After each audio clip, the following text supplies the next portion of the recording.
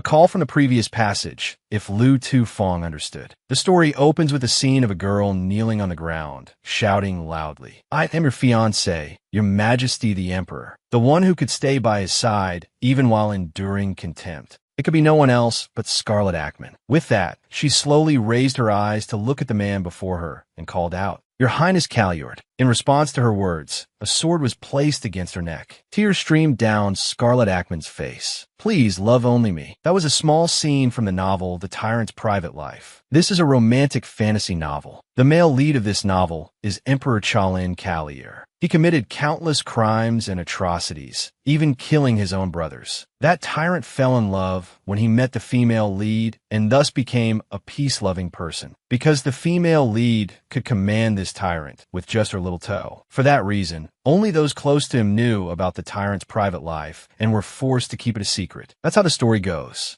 Next is a scene of a girl hugging a pillow, lamenting her fate. She says, "But what is this ridiculous ending?" Two streams of tears ran down her face. Isn't the tyrant's change the moment the original story ends? She recalled, "One day, when I was in my 20s, I died and transmigrated into this book, becoming the tyrant's fiancé, and possessed the body of Scarlet Ackman." She was madly in love with that tyrant, so she always picked fights with the female lead. As a villainess, she would of course die at the hands of this tyrant. Of all people to transmigrate into, it had to be Scarlet. You will be stabbed to death by the one you love. And I transmigrated into the middle of the original story. Even so, it's fortunate that the original story hasn't started yet. I was so close to dying without even getting to say anything. As soon as the original story begins, Scarlet starts causing trouble around Chalin. Even so, I haven't committed a capital crime like murder. Why on earth is the other party a tyrant? Thinking this, she got out of bed to sort out the plot. A tyrant falling in love for the first time is nothing short of a disaster. He is the youngest master swordsman and the youngest to achieve the title of sage. But what good is that? Aside from his friends, he doesn't even treat me like a human being. After that, she went to find the maids to ask about the emperor. A maid replied with a less than cheerful attitude. The reason His Majesty the Emperor is called a sage is because there is rarely anyone more knowledgeable than His Majesty. The maid mumbled with a sigh, "What is this? I'm busy as hell." Scarlet, who heard it, wanted to become invisible and thought to herself, "I heard all of that." Returning to her room, Scarlet said with a headache, "In short, this title is inversely proportional to his personality." She drew Kalen's face on a piece of paper with the words villain, and crossed out the phrase live with compassion. First of all, this method won't work. Her family is also too much. How could they send their only daughter to someone like that? No matter how cold and cruel he is, they should just break off the engagement with that tyrant. Is this what a family is like? Fortunately, when I was sent here, I still retained Scarlet's memories. In my memories, the Duke was a very cold person. Scarlet remembered the Duke's earth-shattering slap, along with his loving voice. Lock her in her room and don't give her a single drop of water until tomorrow morning. No matter how hard I try, I can't call a man who strikes without hesitation father. Even when she did nothing, she was glared at by others. Even the servants ignored her. In her memories, this family was full of people who would never respond no matter how much you hope. Scarlet closed her notebook and calculated. Escaping quickly is the answer for this ducal family, isn't it? But the most important problem right now is to annul the engagement with that tyrant. Scarlet glanced at the invitation card on the table. In 10 days, the Emperor's birthday banquet would be held. This was the occasion for Scarlet Ackman's official debut as the fiancée. This was a signal that the story was about to enter the main plot. And Scarlet's love? No, it was the moment her destruction began. Scarlet held the card and sighed, phew. In my memories, I only ever saw that tyrant's back. What on earth did she see to fall in love at first sight? I'm not going to run after you just to please you, but the problem is when the female lead appears, I don't know when I'll be killed. Or should I just run away? Meeting him will only lead to trouble, so it's better not to meet at all. If I can't break off the engagement, what's the point? Should I just directly say I want to cancel the engagement? Scarlet imagined the scene. I'm sorry. Let's just pretend we were never engaged. Chalin would say, "You dare to insult me?" That would be game over. It can't be like this. If this continues, Scarlet's memories will become my future.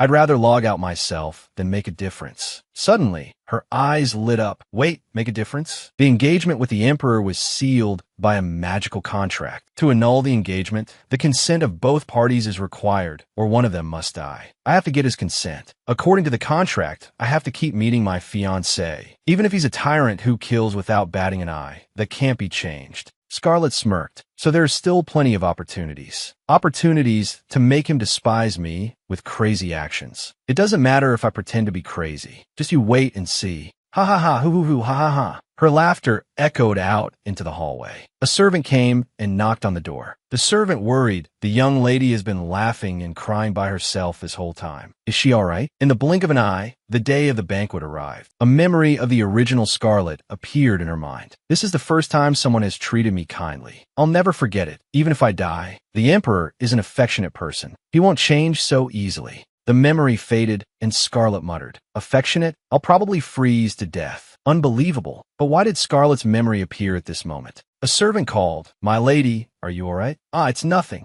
The one serving her was Lucy. "I'll go get the dress, so please stay here." Scarlet waved her hand. All right. If I can break off the engagement, I'll run away immediately, so there's no need to be particular about anything. That's why she was always followed by servants reminding her, "My lady, eating while walking like that will affect the family's reputation, and the Duke's as well." Nuichi wonchi. Who cares anyway? The banquet is tonight, and I have to prepare all sorts of things this morning. But even without preparing, I'm already beautiful, aren't I? My act of self-praise was seen by Lucy as she walked in. Scarlet cried out internally, "Oh my God, so embarrassing." Looking at the dresses in Lucy's hands, she was drawn to a pink one. She picked it up. "This dress. You don't like it, my lady?" "No, I'll take this one." Lucy seemed bewildered. "Pardon? I choose this dress." "My lady, do you really want that dress? Isn't it too simple?" "All right, but wouldn't it be better with more jewelry? Are you planning to wear such a simple dress to the imperial banquet?" After she appeared wearing that dress, the servants whispered, "Is that the young lady? Has she gone mad?"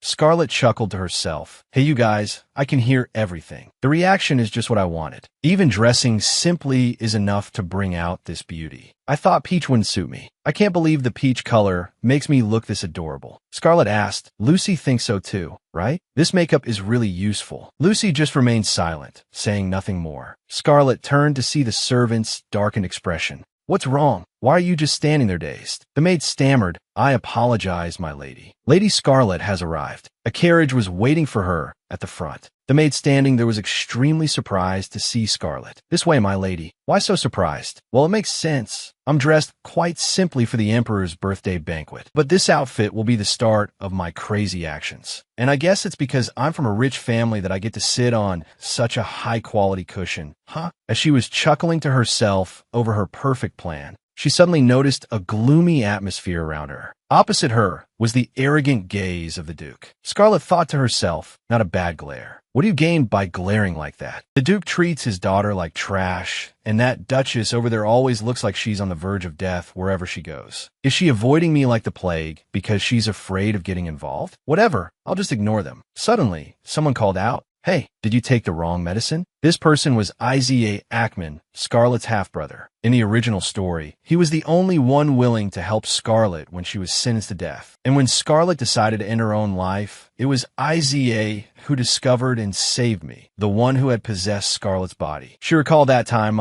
it hurts so much, my hand. The doctor's vague instructions back then. Although the young lady is out of critical condition, she still needs further observation. At that time, just as Scarlet asked who. Isaiah Ackman frowned in irritation. This girl. He was about to say something, but stopped. Isaiah gritted his teeth and said in a low voice, "Get some rest." He stared at me intently and then sighed. He was probably just too worried about me. In her memories, Isaiah was the one who treated Scarlet well. Scarlet looked over at him with a favorable gaze. Truly commendable. Or perhaps I should treat you a little more specially. Iz's face darkened, and he broke out in a sweat. What's with that look on her face? No wonder I'm getting goosebumps. Scarlet asked brightly, "Is something wrong, brother? Are you really asking because you don't know? That dress you're wearing? Oh, the dress? It suits me, right?" As expected, I look good in anything. Isaiah was speechless upon hearing this. You've been watching what you say lately, haven't you, brother? A loud bang resounded. Duke Ackman yelled, Scarlet Ackman, are you really out of your mind? There's a limit to disgracing the family. Don't even get out of the carriage tomorrow. Just go straight back home. Scarlet frowned. That trashy Duke is always so difficult. Scarlet asked, what's so shameful? Could it be because of this dress?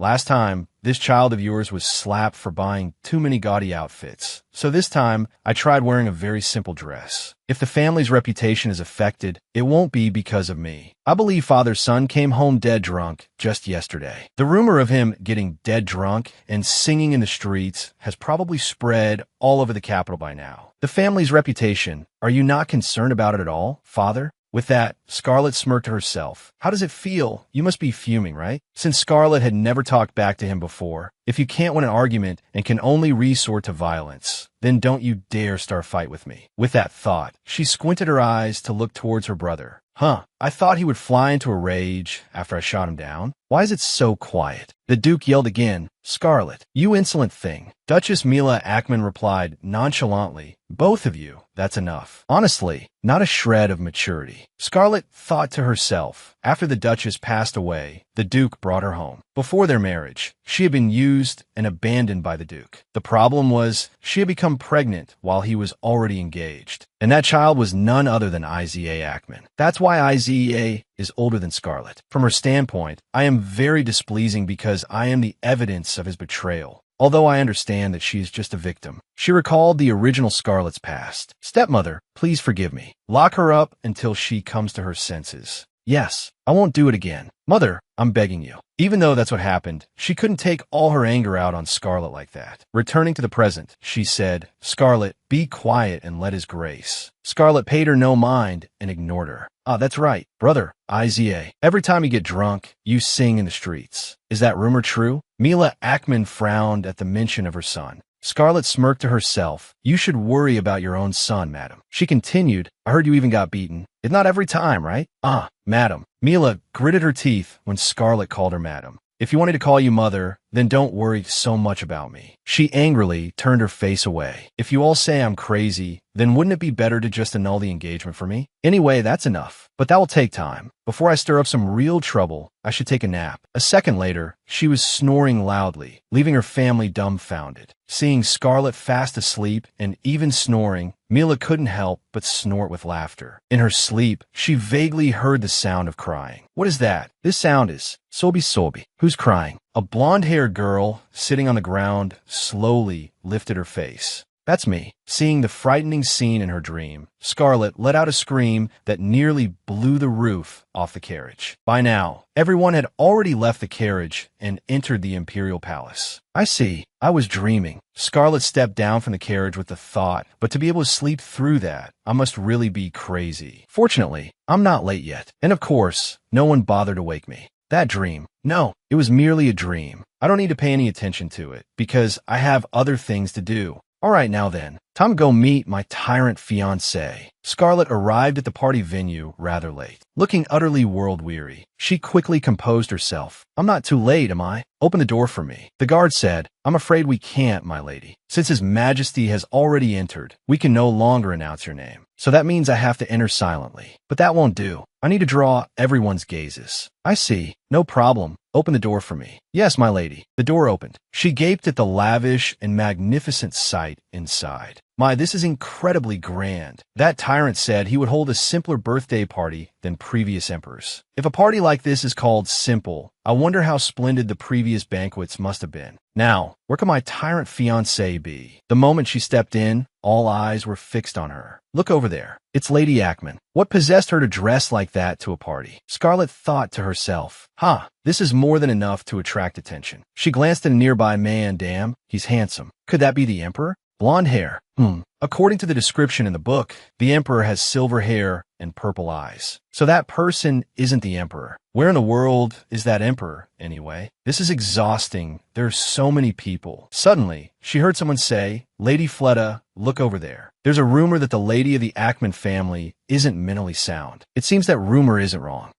What is it? Those people over there, they look like something. The green-haired girl turned to meet Scarlett's incomprehensible, judging gaze. Suddenly, she exclaimed, it's a traffic light. The three girls with red, yellow, and green hair didn't understand what she was saying. They muttered, Lady Fleda, what's a traffic light? Let's see. Hearing her spout such nonsense, the rumor must be false. Scarlett immediately went and patted her on the shoulder. Do you have a death wish? Don't mess with me. I'm very busy, you understand, sweetie? My lady, remember what I just told you. Fleda's limbs trembled upon hearing Scarlett's threat. Scarlett scoffed internally. Her spirit is so weak. Am I that sensitive? Who asked you people to start trouble in the first place? So many people have come, yet not a single one dares to approach me. They know to keep their distance. Perhaps it's because the bad reputation Scarlett earned a month ago still lingers. Scarlett came to this place just to meet the one person who needs her. Although the original story said she fell in love with the Tyrant because of the courtesy he showed her, the real, biggest reason was that she was what he needed. Because he was the only one in her life. Isn't that just too foolish? To love someone based on that alone is far too dangerous. Suddenly, someone called out loudly, over there is the unhinged lady of the Ackman family. Hearing this, Scarlett gave a scornful smile. Well, I didn't expect someone to pick a fight so loudly. That person, let me see what you look like. Turning around, she saw a man with platinum hair, her eyes widening in recognition. She quickly curtsied. I am Scarlett Ackman of the Ackman family. Greetings to your majesty. Scarlett judged internally. It wasn't his courtesy she fell for. It was his face. Intelligent, handsome, but cold. Someone said to Chalin, is the rumor about the lady accurate? To Scarlett's eyes, the people standing near Chalin were all just moths. He truly has the ability to turn everyone around him in a moth scorched by his brilliant aura. How can someone be so devastatingly handsome? This won't do. I can't be swayed by his looks. That person, let me see what you look like. Turning around, she saw a man with platinum hair, her eyes widening in recognition. Is he going to become the female lead's prize? Her cheeks suddenly flushed red. No, focus. I didn't come here to play around. She replied, it is nothing, your majesty. This is my first time meeting your majesty, so I was a bit stunned by your beauty. Please forgive my rudeness. However, I have something I wish to ask. I heard that your majesty is very fond of miracles. Is that correct? My lady, if you intend to show me a miracle, you'd best give up now. His face showed not a shred of interest. I knew it, but this is enough. This is the first time I am meeting your majesty as your fiancé, so I have prepared something for you. Won't you at least take a look? Your majesty. Fine. Let me see what you have prepared. The fish took the bait, making her ecstatic. If what you have prepared is not the least bit miraculous, let's see how long you can stay so apathetic. Your majesty, don't worry. Please watch carefully. Scarlett raised her hand, holding a glass of wine, then, your majesty, please look here. With my magic, I will now transform this plain dress into a dress that will captivate thousands. Happy birthday to you, your majesty. As soon as she finished speaking, she splashed the glass of wine right onto herself. Oh, the strong fragrance. Your majesty, please look. It has transformed into a brilliant red dress. What do you think? This proves I'm completely insane, doesn't it? Those nearby began to whisper.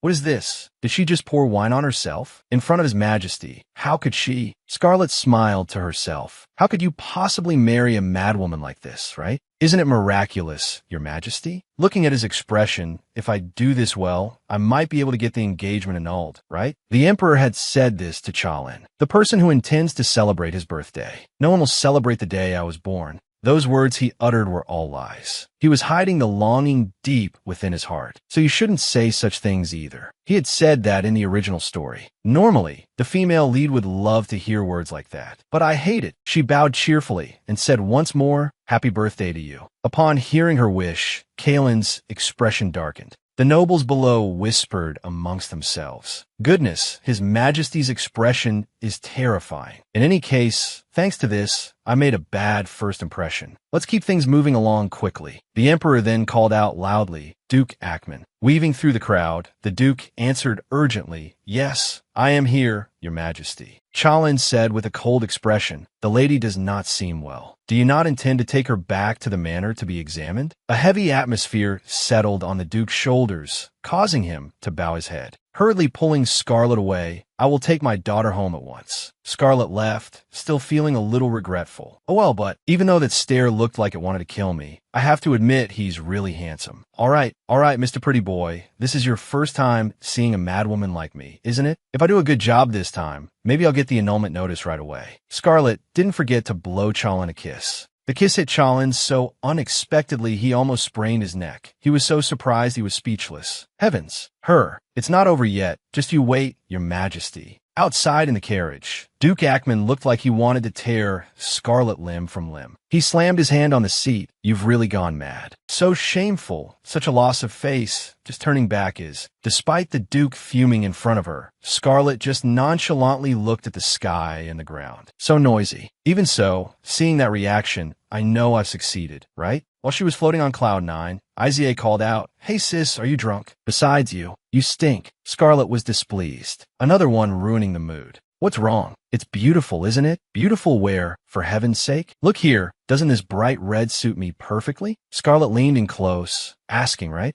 Izia repeatedly waved his hands to push her away. Just then, Duchess Mia Ackman came in and said, When we get back to the residence, I'll call a doctor to examine you. Behave yourself. What? A doctor? Why? Seeing your behavior, you must need a doctor to help your brain return to normal. Oh my God, how could this be? Scarlet secretly hoped. That's right, just annul the engagement like this. No, I might even get exiled. Scarlet feigned grievance, sob. I heard His Majesty likes the color of blood. So as his fiancée, I just wanted to give His Majesty a special birthday gift. What did I do wrong? Scarlet's quick change of face left Izia frozen. All right about that. What is it? Is he scared?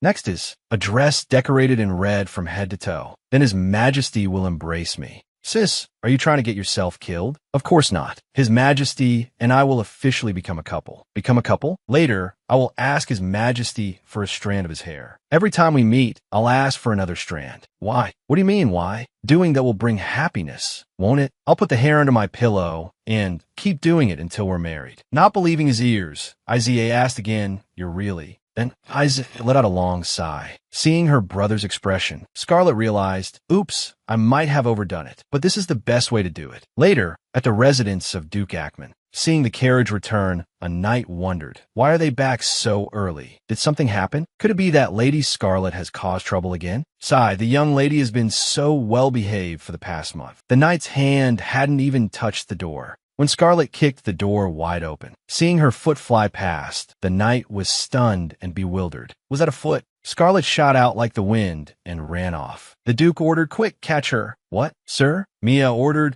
Quickly call a doctor. Scarlet is beyond help. The knight still couldn't believe his eyes. Was that the young lady just now? Looking at the empty seats inside, the knight asked, But didn't the young master return with you? Mia Ackman frowned, sighed, and recalled that moment. No matter how I think about it, it seems you've really gone mad. What if you actually die? I don't want to attend your funeral. Izia, what's wrong with you? Right after that, Izia was kicked out of the carriage. Hey, get out of the carriage. Take care of yourself, you idiot. Izia, left behind on the road, was still bewildered. Huh, what was that? Duke Ackman frowned and asked, Scarlet Ackman, what you just did. Scarlet held up her hand to stop him. Oh, one more thing. I am now His Majesty's fiancée. Father, you know that, right? So let's keep some distance. Her finger pointed at her face. You know, right? This. It wouldn't do for his noble fiancée's body to have any wounds, would it? Remembering this, the Duchess rubbed her dizzy head. She wasn't educated to be like this. Now she's truly become insane. The next day, Scarlet Ackman wrote a letter to Emperor Callier. To His Majesty Callier, yes, the noble son, Your Majesty is like the moon, water, flowers, trees, sparrows. I regret having to bid farewell to Your Majesty like that at the birthday banquet. Therefore, let's meet again next time. She wrote it and then felt like gagging herself. Ugh, meet again? As if. It would be great if the engagement was just annulled like this. So she said, but she still had to quickly decide when they should meet again.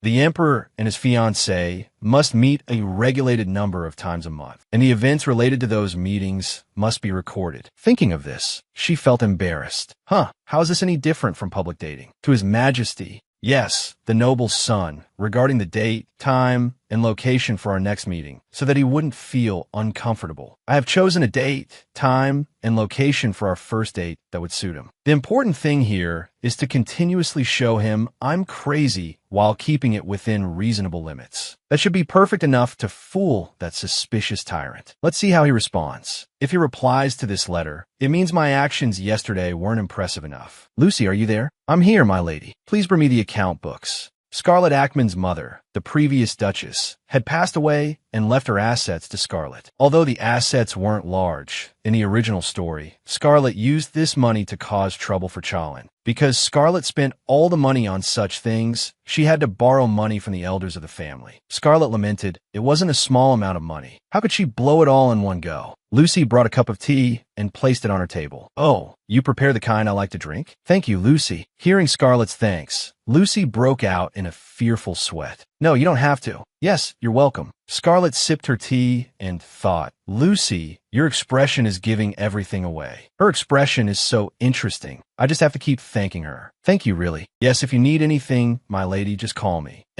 After Lucy went out, Scarlett's face grew serious as she calculated. All right, the remaining problem is this. Just as I predicted, this amount of money is too little. With this amount of money, I can't escape the ducal house and live an independent life. Scarlett had been saving this money all this time, but it's true, I have to earn more. Luckily, I have a way to make money with just this small amount. The safe zone, or more precisely, this barren land is called the cradle. Because mana cannot pass through it, this land was abandoned by people. But no one knew that this abandoned land in the capital was a safe zone for spirits to live in seclusion with a female lead, and it would become an incredibly fertile land. Scarlett gave a dangerous smile. Spirits, huh? If I can gain recognition from the spirits, I won't have to worry about resources anymore. The most luxurious treasure in this world is spirit stones. If I take these stones and sell them. No sooner said than done. She pushed the door open and went out. Lucy saw this and ran after her, calling, my lady, where are you going? The bank. I'm going to withdraw some money.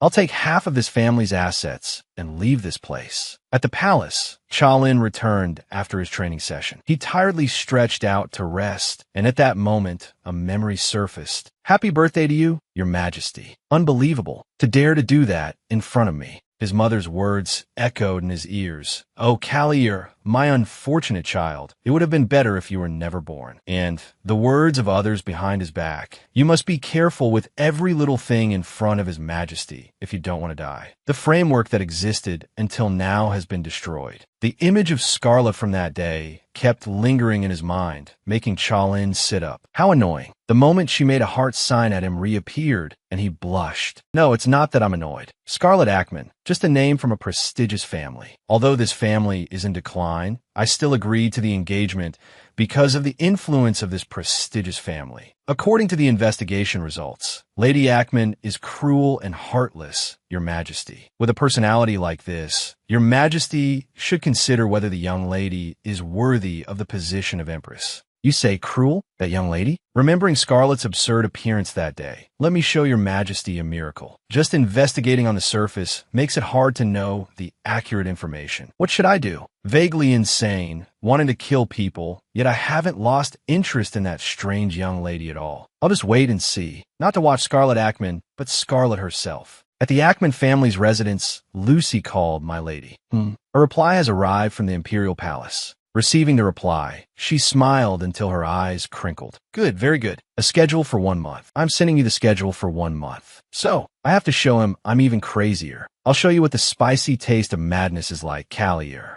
In the palace, Chalin was also contemplating this schedule. A person entered and said, Your Majesty, you summoned me. But even if you hadn't, I have something to report to you. It's a good thing you summoned me. Saying that, the person placed a pile of documents on the table. Seeing the mountain-high stack of documents, Kalen's face darkened. It's early in the morning, and you're already overdoing it. Overdoing it, Your Majesty? It won't take much of Your Majesty's time. This person is Callier's close aide, Count Clover. Clover whispered conspiratorially, breakfast is over, so you must work, Your Majesty. Then he thought, there's someone who doesn't even have time to eat, only sleeps for 2 hours, and then continues to work. Chalan also thought to himself, I know what you're thinking. At this moment, the communication sphere began to glow. Is that Count Roman? Callier's close aide and head of intelligence. Count Roman. Count Clover worried. Both I and Count Roman were summoned? Could it be? Chalan threw the documents down and said, investigate again. Clover lowered his head. It was just as he thought. Roman, worried and tearful, asked, could it be that my report was unclear, Your Majesty? If it's an investigation into the Ackman family, being treated like this is understandable. Their ancestors were heroes who stood shoulder to shoulder with the ancestors of the Callian and Lizabel families. What those heroic ancestors left behind for the Ackman family, even the Tyrant's closest aides couldn't possibly penetrate it. However, Scarlet is the type of person who often strolls through the streets. So at the very least, something could have been investigated. To investigate with such a lack of caution, Chalan asked Roman, did you really investigate thoroughly? Clover silently cursed. This is too much. What an awkward situation, Your Majesty. After all, Count Roman is a man of many tears. If this continues and something happens to me again, Roman had just called out, Your Majesty. He ruthlessly cut off the communication. I can't believe His Majesty just cut off the communication like that. Clover's face darkened. Looks like I'll have to work overtime. Just as predicted, Chalan said, you choose. Investigate the Ackman family or investigate Scarlet Ackman. Scarlet Ackman. It's been several weeks since she became the fiancée, and she's only just appeared now. Even so, choosing this is still better than being unable to do anything. It's truly a difficult choice for me. But what should I investigate about the young lady, Your Majesty? Start by investigating what I want to know first. Remember, don't let me see you get annoyed. Yes, I will do my best. I'd rather eat cold porridge than investigate the Ackman family. In that case, could Your Majesty tell me about your official schedule? As usual, aren't you supposed to meet the young lady twice a month, Your Majesty? While Your Majesty proceeds with the schedule, if I am near you, it will be helpful for me to gather information. I have to see that face again. Images of Scarlet's unrestrained behavior flashed through Chalan's mind once more. He pursed his lips into a smile and said, let's do that. The schedule hasn't been decided yet. The Count knows what to do. Go send the schedule to Ackman. I'm leaving the rules to you. You decide on once a month this time, Count. Yes, I understand. Then I shall take my leave. Clover left, wondering, why does His Majesty seem to be in such a good mood? A tyrant who rules the empire almost never shows joy. Really, what kind of person is that young lady, after all? If not, what did the young lady do to His Majesty? Clover imagined the image. Yes, the son of this empire is my man. Could it be Scarlet Ackman? In one day's time, I must investigate her quickly. Elsewhere, Scarlet said, of course, what's this about a monthly schedule? Can't we just meet again tomorrow? What's this about the next day? A meeting with Lady Ackman at the ruined Imperial Palace. And here's a postscript. Please come on foot. What kind of damn training is this? It's clear he's not interested in meeting quickly and getting it over with. Wait, so what should I do? Wear a red dress to make a strong impression. It's the second time wearing it, so it won't do if it doesn't leave a strong impression. Or should I prepare with all my sincerity? What if that tyrant isn't satisfied? Indeed, you can't go to someone else's house empty-handed, can you? Afterwards, she wore a literally red outfit, passing through the magnificent shopping street located near the Imperial Palace. Thanks to that, I could easily find those items. Grapefruit and white flowers. These are the two things that Tyrant hates the most. He especially dislikes white flowers, but as for the reason, I don't know. The scent of these flowers is so fragrant. In that case, I must give him another bouquet. This one, and this one too. Give me the white ones with the overwhelmingly strong scent. Very quickly, a bouquet was completed. The vendor said, here, your beloved will surely love this. Scarlet smiled gently and thought, love what? He'll hate it with a passion. Everything is prepared. Shall we get going now? It should be fine to go now. Very good. I'll make him lose that arrogant attitude. Time passed, and she arrived at the meeting point. Lady Ackman, to be precise, you were 2 hours and 13 minutes late. There were some unavoidable situations on my way here, so it's all right. In any case, the last schedule for today is quite relaxed. I am the Count who will be guiding this schedule. You may call me Clover, my lady. A pleasure to meet you, Clover. His Majesty is waiting, so please hurry, my lady. Just as in the original story, he's a workaholic. I didn't meet him last time. I guess he was sleeping in some corner. In any case, it's a bit of a pity. We arrived at night when the magic lights would normally be on, but today they all had to be turned off by His Majesty's order. Next time you visit, my lady, you can admire the Imperial Palace at night. Count, I have something to ask. Yes, please speak, my lady.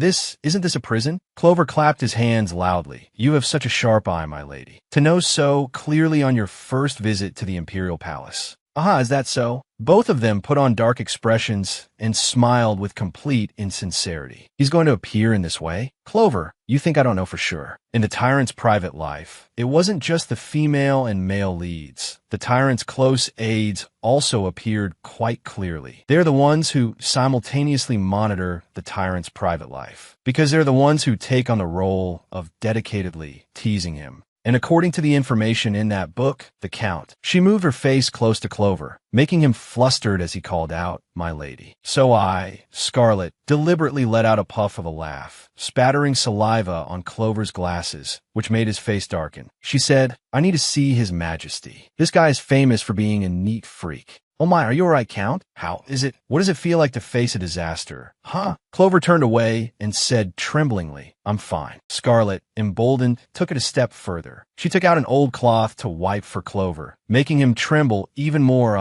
My lady. Really? Why are you like this, Count? Are you all right? Scarlet laughed gleefully inside. That's right. Who would be so sarcastic to someone they just met for the first time? To think the cleaning rag I brought by mistake would be this useful. As she was gloating, a deep, low voice rang out. What are you two doing? Delaying like this right before my eyes? Both of them called out in surprise, Your Majesty. Challen looked at the two of them with a stern, cold expression, as if catching them in the act. Greetings. Yes, the son of the Empire. Lady Ackman has arrived. Yes, I wanted to see Your Majesty as soon as possible. Challen noticed the basket Scarlet was carrying. My lady, but what is that? This? It's fruit. Your Majesty invited me, and it would be a bit impolite to come empty-handed. Your Majesty, look at this. Aren't the white flowers beautiful? Seeing the white flowers, Clover's face darkened in his mind. Oh, that's not all. Scarlet also held out a grapefruit in front of Challen, and this too. This is a grapefruit. That's right, because I really like grapefruit.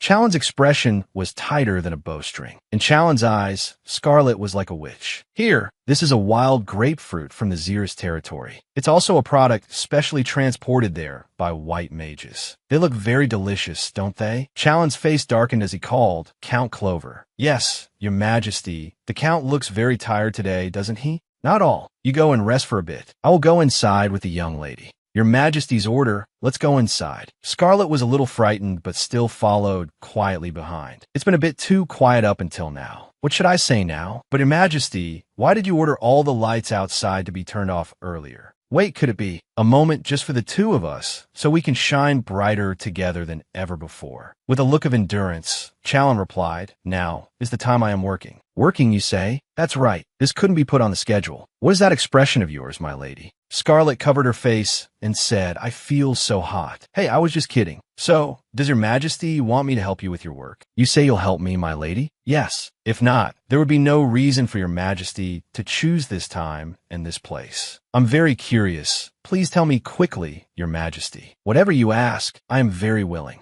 That's right. Just as you said, my lady, I have something I need to do, which is why I had you summoned here. There is someone I want to meet and talk to. Oh, talk? I'm very good at that. As soon as they both stepped inside, they saw the arms of prisoners. Scarlet hid behind Challen in fear. He silently sneered, cheap thing. Hurry up. But what's with this giant underground prison? Who does he want to meet in a place like this? He's definitely not normal. Let's just avoid making eye contact. Suddenly someone called out, Hey girl, over here. I said over here. I've been framed, my lady. Please save me. Wait. Scarlet was grabbed by one of the arms. Hey, can't you let go of my hand? Don't go. You have to listen to my story of injustice. You're a kind person, right? Challen stood still, observing the situation. Scarlet was still struggling. Let go. What's wrong with you? It hurts. Suddenly, her eyes widened in shock when she heard Challen call out, My lady, be careful of your hand. Challen, like a demon, drew his sword and swung it straight towards her. Seeing the blood splatter, she froze. Oh my God. This isn't like the original story. Challen turned and said, It's gotten all dirty with blood. Isn't that so? My lady, isn't he an incurable madman? Scarlet was so frightened she collapsed to the ground. Challen walked over and stomped on the prisoner's severed arm, saying, The Count has more work to do now. The road ahead is still long. Let's go. The person you must meet, my lady, is deep inside this prison. Yes, who on earth are we going to meet? Moreover, he seems to be in a very good mood, truly a madman. Was the image of the tyrant originally like this? Scarlet looked down at her hands and discovered that the gift basket she had brought was left behind, lost back there. Scarlet scowled at Challen. Even before meeting the female lead, this guy's level of madness was already not normal. If only I could just smack that cute and cunning nape of his. As Scarlet was raising her hand behind him, Challen said, "Stop." Scarlet was startled and lowered her hand. What? Did he hear my thoughts? Scarlet hurriedly explained, "Ho ho, if you walk for this long, it's good to stretch your whole body." But Challen didn't address the topic she brought up. He said, "There are two paths for you. Of the two paths, the one the lady is most likely to choose is approaching, very close." The two of them stood before a room.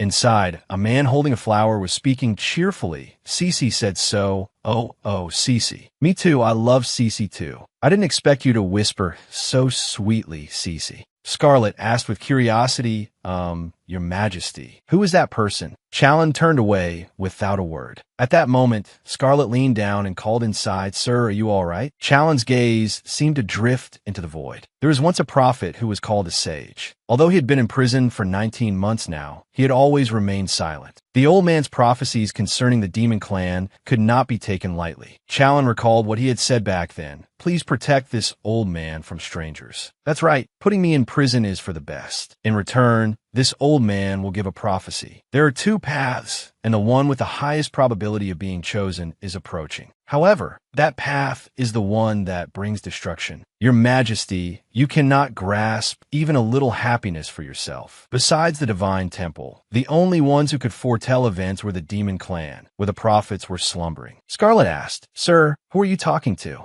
Someone not of the demon clan had predicted that upon discovering the demon clan's secret, they would feel envious. Perhaps I can use this old man to learn about that secret. Are you talking to fairies? Cece is a fairy. This girl's inner world. Could it be her? For a moment, Challen broke into a smile. He quickly adjusted his expression and moved to block Scarlet. "Hey, my lady. He's a criminal faking madness. You shouldn't get close." Scarlet asked earnestly, "Are fairies real, sir?" Challen wanted to stop her. "It will be better." Then she heard the old man say, "What's wrong? You don't believe me either? That's understandable. Only those with a pure heart can see fairies." "Ah, is that so? My heart is only impure when it comes to my Majesty." "Well then, it can't be helped." "Did you just say Your Majesty?" "Yes, we're on a date right now." Scarlet chuckled silently at Challen's expression. "Look at that cruel expression. My lady, you are now." The man reached out his hand. Oh, what a peculiar taste. Suddenly, Challen's sword flashed out to block him. His eyes were menacing, threatening him not to touch Scarlet. Challen reminded her, "My lady, he is just a criminal who plays with people's minds. It's best if you don't believe him blindly. You need to be careful with everyone. I apologize to you. He doesn't just kill anyone he touches. That's why I approached him. Doesn't Challen realize that? Was he protecting me? Of course not." Scarlet said he was talking about fairies, so I was very curious.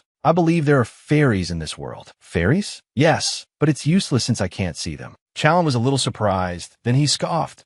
Let's get back to the path we should be on." Challen let out a sigh and said, "Now I don't know if you can do this well." Scarlet was suspicious. What does he mean? But anyway, pretending to be a naive fool seems to be working, right? That's right, besides the usual crazy acts, I also need to properly acknowledge this shortcoming. If you're already crazy and also ignorant, wouldn't that be a disaster? Suddenly, Challen turned back and called, "My lady." Then he pointed his hand out. By reflex, Scarlet also reached her hand toward him. She was still wondering, why did he suddenly reach out his hand, when Challen unexpectedly pulled her towards him. Facing her now was a white-haired person. She broke into a sweat and asked, "Is this the person I'm supposed to meet?" "Your Majesty." "That's right. My lady, feel free to ask anything." "Anything? But who is that person?" He didn't answer, but smirked. The woman in the cell asked, "Your Majesty, are you well?" "Of course. It's been a while." "Van." "Yes, Your Majesty." Challen glanced at Scarlet. "My lady, ask your question." Challen called a second time. "My lady." Scarlet was bewildered. Could it be, are these really the eyes of the sage? Then said, My, the lady is standing so far away, but it's close enough for me to see." Seeing her hand reaching towards her, Scarlet's face turned pale. "Ugh, I feel dizzy. The time has come to make a choice." Van held Scarlet's hand and continued, "You pitiful lady, because of that, everything will begin to change. What was destined will be broken, and from now on, you will receive blessings." Suddenly, Challen pulled Scarlet back. "That's enough. That's all you'll say." Then gave a faint smirk and said, "Very well." Challen's eyes were now filled with thoughts. "Your Majesty, could you let go of my hand?" unsure if it was out of embarrassment or something else. Challen pushed Scarlet forward. Honestly, let's go back now. Oh, Your Majesty, what if something happened to me when you suddenly let go like that? Don't you have reflexes? Van, sitting in her cell, suddenly let out a slight smile. At the end of the day, Clover came to report, "You've returned, Your Majesty." The lady has just left the residence. Challen replied faintly, "All right, Your Majesty, did something happen in the basement prison?" Van, did she say anything? Yes. What? Really? What on earth did Frayne say? Challen put down his wine glass and then said the demon lady is truly pitiful. Don't mind it. Huh, yes. Challen remembered that moment. I'm fine. My lady, you don't have to pretend you're fine. A prediction is just a possibility. You don't have to be bound by that prophecy. Haha, I'm really fine. I don't pay any mind to Your Majesty's words. No matter what kind of life we live, we can only live today to the fullest. So as long as Your Majesty feels that you've lived a fulfilling day today, that's enough. That's my point of view, and I feel that today was very fulfilling, don't you think? Clover looked alarmed as he heard the Emperor recount what happened in the prison. Oh dear, my uncle again. So, Van is still saying such unlucky things. And what's this about? What was destined will be broken. What kind of nonsensical prophecy is that? Is the lady all right? It was the complete opposite. She looked very well. It's amazing. A prophecy, isn't it incredibly fantastical? She even laughed with great amusement. It's just that. Her being like that isn't so bad. After returning to the residence, Scarlet stretched, more tiring than I thought. I should hurry to bed. Just then, Eisen came out and asked, "You're only back now?" "Eisen, what are you still doing up at this hour instead of sleeping? Is something wrong?" I should be the one saying that. You too. It's good that you're back. Go to the bathroom and fix this and that. What's wrong with him? Why are you so upset? Eisen stepped closer. Are you really asking because you don't know? You. How can you not be worried after something like that happened? Could it be that it seems you don't remember, but you almost departed from this world back then. How could I not worry when something like that happened? Seeing Eisen so worried he was on the verge of tears, she stared in surprise. I'm sorry, Eisen. I'll come home early, okay? I was wrong. Back then? Is he talking about when I was transmigrated? Anyway, thank you for worrying about me. But don't worry, from now, I'm going to live really well. Seeing her cheerful look, Eisen was somewhat relieved. I'll go in first. Sleep well, Eisen. My dear boy, thank you. From now on, I'll try my best not to die. Of course, starting tomorrow, I'll have to do something. 3 days later, at the Imperial Bank, the female employee said with a bright smile, So, the west of the Imperial Palace. Do you mean you want as many safe zones as possible, esteemed customer? Scarlet replied cheerfully. That's right. With your current financial situation and available properties, the purchasing potential is up to 300 cent, about half a stadium. Seeing that Scarlet wanted to buy a safe zone, people started whispering, "Is that the demon lady, that mad demon?" You people, I can hear everything. Not bad. I'll register for the highest standard. Yes, please sign here, esteemed customer. The results will be announced to you by this evening. Great. First, the land issue is settled. Scarlet snapped her fingers. William Lance. Yes, my lady. Prepare the carriage for me. Will you be returning to the residence immediately, my lady? No, I have to go see my land, don't I? Just wait a little longer. My money. No, my lovely little fairies. She arrived at the place very quickly. Is this the safe zone? It's closer to the Imperial Palace than I thought. In the original story, this is where I'll meet the fairies again. The fairies said they were born half a year ago, but haven't eaten anything. The fairies must have been born by now. The fairies love the sweet, gentle scent of fruit. They are important creatures who gave wings to Chloe, a person who had nothing. As such, for Scarlet, meeting Chloe is like a baptism. Since the fairies like fruit, I have to buy some seeds at the magic garden on the way back. I don't want to possess that many. Just one fairy stone is enough. As Scarlet was walking, she heard voices nearby. It seemed they were refusing passage to the peak of Bizahori. The reason, apparently, was interference from the temple's side. Just one temple, and it's already caused 10 problems today. Whatever, they're all going to die anyway. Your Majesty, if not, we should just bring the ships and slaughter them all. Scarlet quickly hid behind a tree. She recognized the person as the Emperor and the golden squid from the banquet. It scared the life out of her. Is he out for a walk? In any case, I will look into it further and report back to Your Majesty. Even if our finances are being siphoned off, our pride remains. Hiding behind the tree, Scarlet thought,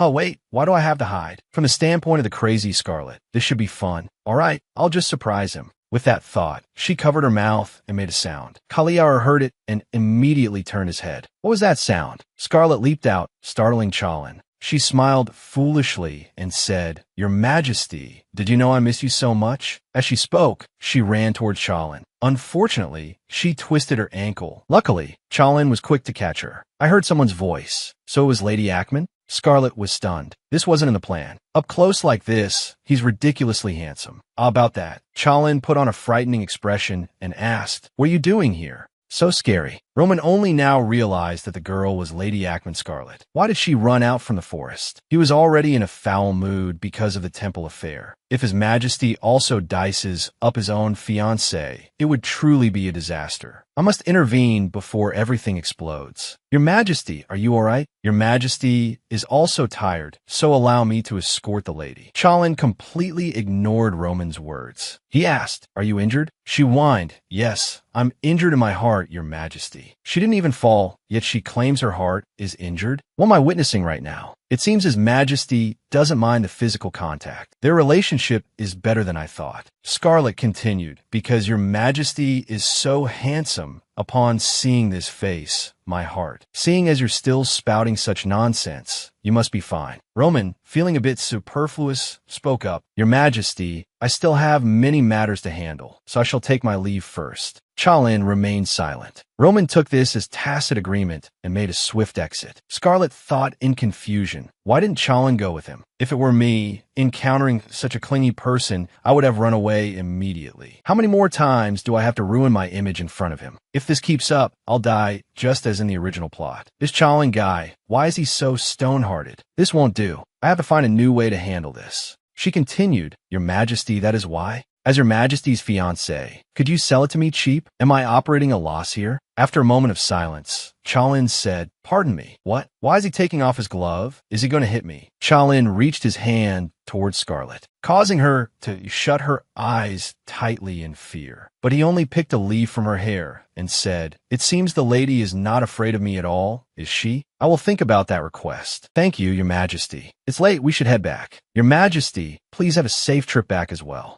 Upon returning home, she agonized. "Why did I say, Your Majesty, please have a safe trip back as well? And I even bid farewell so obediently, as if it was the proper thing to do. But I must admit, the man is excessively handsome. Is there some rule that villains have to be handsome? To be serious, he is the male lead, but I wasn't like this at the banquet, was I? Or is it because we met in the forest that I feel this way? No, it wasn't the atmosphere, but I sense something different. How should I put it? Just like him towards me. The tyrant Chalin Caliaon is a man who draws a clear line between the woman he loves and other women. Towards the one he loves, he is exceedingly kind, but with others, he is as sharp as a knife. I'm not Chloe. To him, I'm no different from other women. But why? At that moment, he was speaking and smiling gently. "It seems the lady is not afraid of me at all, is she?" I saw that his usual coldness. Just then, someone knocked on the door. Who could be coming at this hour? The Duke? Seriously, just as my thoughts were wandering, a problem arrives. I haven't been obeying him lately. If he wants to hit me, I'll run away from here for good. I still haven't been able to escape from here. She sat up and asked, "Who is it?"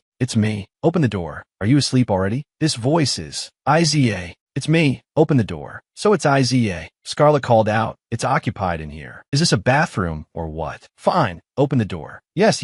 I thought it was the Duke." Scarlet reached out to open the door, then startled, thinking on second thought, it's late. What is Iza doing here? Did he come with the Duke? Scarlet changed her mind. "I don't want it anymore. I'm not opening the door." "What? It's so late. What do you intend to do coming into a woman's room? You're so shady. What are you talking about? Besides, you keep talking in that commanding tone. I came here because I have something to say. So be good and open the door for me." Scarlet thought to herself, even if that weren't the case, I'd still run for my life. "We're not close enough to sit down and have a talk, are we?" Scarlet continued, "I'm not wearing any clothes." "Here, you've really gone mad. It seems he came alone. Lower your voice. If you and I get into an argument, I wonder what the Duchess would do to me. You just talk from there. Honestly. All right, I get it. It's nothing special. I just...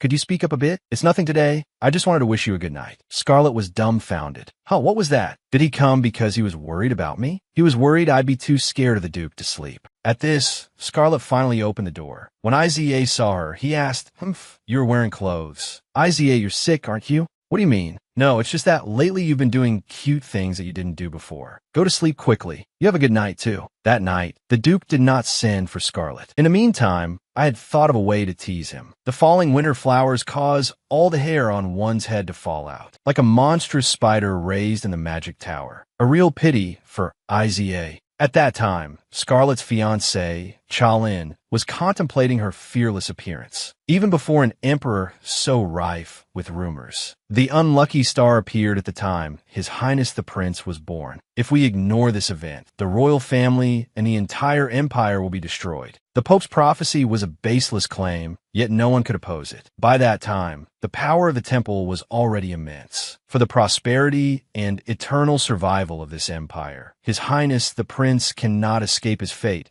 We must prevent the disastrous consequences from descending. When everyone believed the prophecy and did not acknowledge him, he swung his sword to protect his own life. In order to live, he didn't mind even killing people. The blood of those he killed was enough to drench an entire mountain. A person like him could not be called human. At this point, all that was left was the title of Tyrant. To him, Ackman Scarlet was very special. She thought he was a very different person and didn't make things difficult for him. If she heard them, would she deny it or not? Chalin could sense it. She was not afraid of him at all. The so-called. Chalin looked down at the map. Come to think of it, I will think about it and give you an answer. Sell the land cheap? Is this fearlessness or just being too thick-skinned? The land where fairies live? If I go now, it won't work. She will surely be furious. Is that why I've somehow become curious about what she will do? I'll try it once. Afterward at Lady Ackman's. This is the transfer deed for the safe zone issued by the Empire. Please read it carefully and sign it for me, my lady. This person was the #1 royal guard, disguised by Count Clover for the mission. Thank you. Scarlet wondered, how much of a discount did they give me? Why is the price of the land still the same? Did the landowners say anything else? Is there a problem with the documents? No.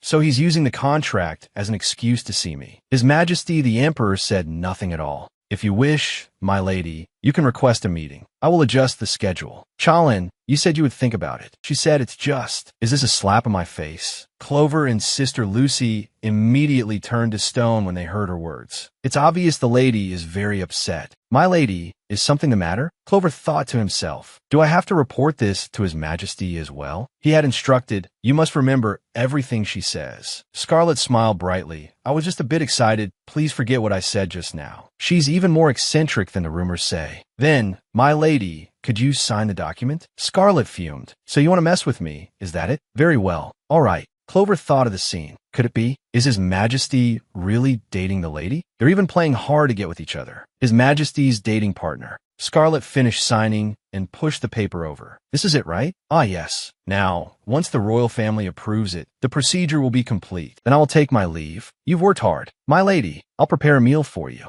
That won't be necessary. Go prepare a carriage for me. Where are you going? To the bank. I'm going to review the land I purchased. Yes, I'll prepare it at once. A box of pastries was prepared. Scarlet took a bite and immediately regained her composure. I'm calm now. I put too much faith in Chalin. I thought I would buy the land for only half its original price. No, wasn't it just my misunderstanding? Because the tyrant said he was thinking about it. Let's think positively. Even so, when I asked for a discount, he didn't get angry. Oh, that reminds me, I still haven't been to the magic garden. The magic seed flowers for children's education only need to be cared for a month before they bear fruit. I'll go today. The weather is so lovely. How much longer until we get there? We are about to arrive, my lady. Let's see. The magic garden. Did I come to the wrong place? This is crazy. Let's see. From here, then turn into the alley on the left. As I was walking, someone called out, "Hey, over there." Scarlet turned her head to look. Frida looked at her and asked, "Are you lost? I heard you were brainless, and it seems to be true. Last time I was too surprised, so I let it slide. This time is different." Scarlet froze for 2 seconds, thinking to herself, who is she? You dare threaten me. Did you tell me you wanted to die? How can you say such rude things in such a crowded place? A threat.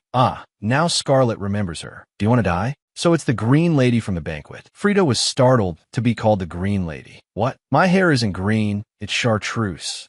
So that's it. Who cares? Now that that's settled, I'll be on my way, Miss Chartreuse. Wait, hold on. My name is Peridot. Peridot Frida. Hey, are you even listening? Scarlet sighed. All right, you. Oh no, Lady Frida. I'm just asking just in case. Are you trying to befriend me? Peridot Frida seemed embarrassed upon hearing that. If not, then that's a relief, because you're not my type of person, my lady. Suddenly Peridot said, Friends? What friends? You're always like this, always thinking you're the noble lady of the Ackman family. And yet all your evil deeds make people both shudder in fear and unable to accept someone like you. You don't even remember other people's names. Do you understand what I'm saying? My lady, you won't live for long. Her words were not baseless. I mean, up until now, all of that tyrant's fiancés have died. Sometimes at the hands of that tyrant, other times under the control of others. Even if that's true, those are not words that should be said on the street in broad daylight like this. She's got some nerve, calling me someone who'll die young. I can't believe she'd make up such nonsense. Talking to you is worthless. Why do I have to go through all this trouble? I'm warning you one last time. You just wait and see. My lady, if you don't want to die before me, you should watch your mouth. I will survive no matter what. Peridot Frida yelled, "You rude thing." You just wait. This entire scene was witnessed by Clover, who then reported back to Charlene. XX minutes, XX day, XX. Bought magic seeds at the magic garden.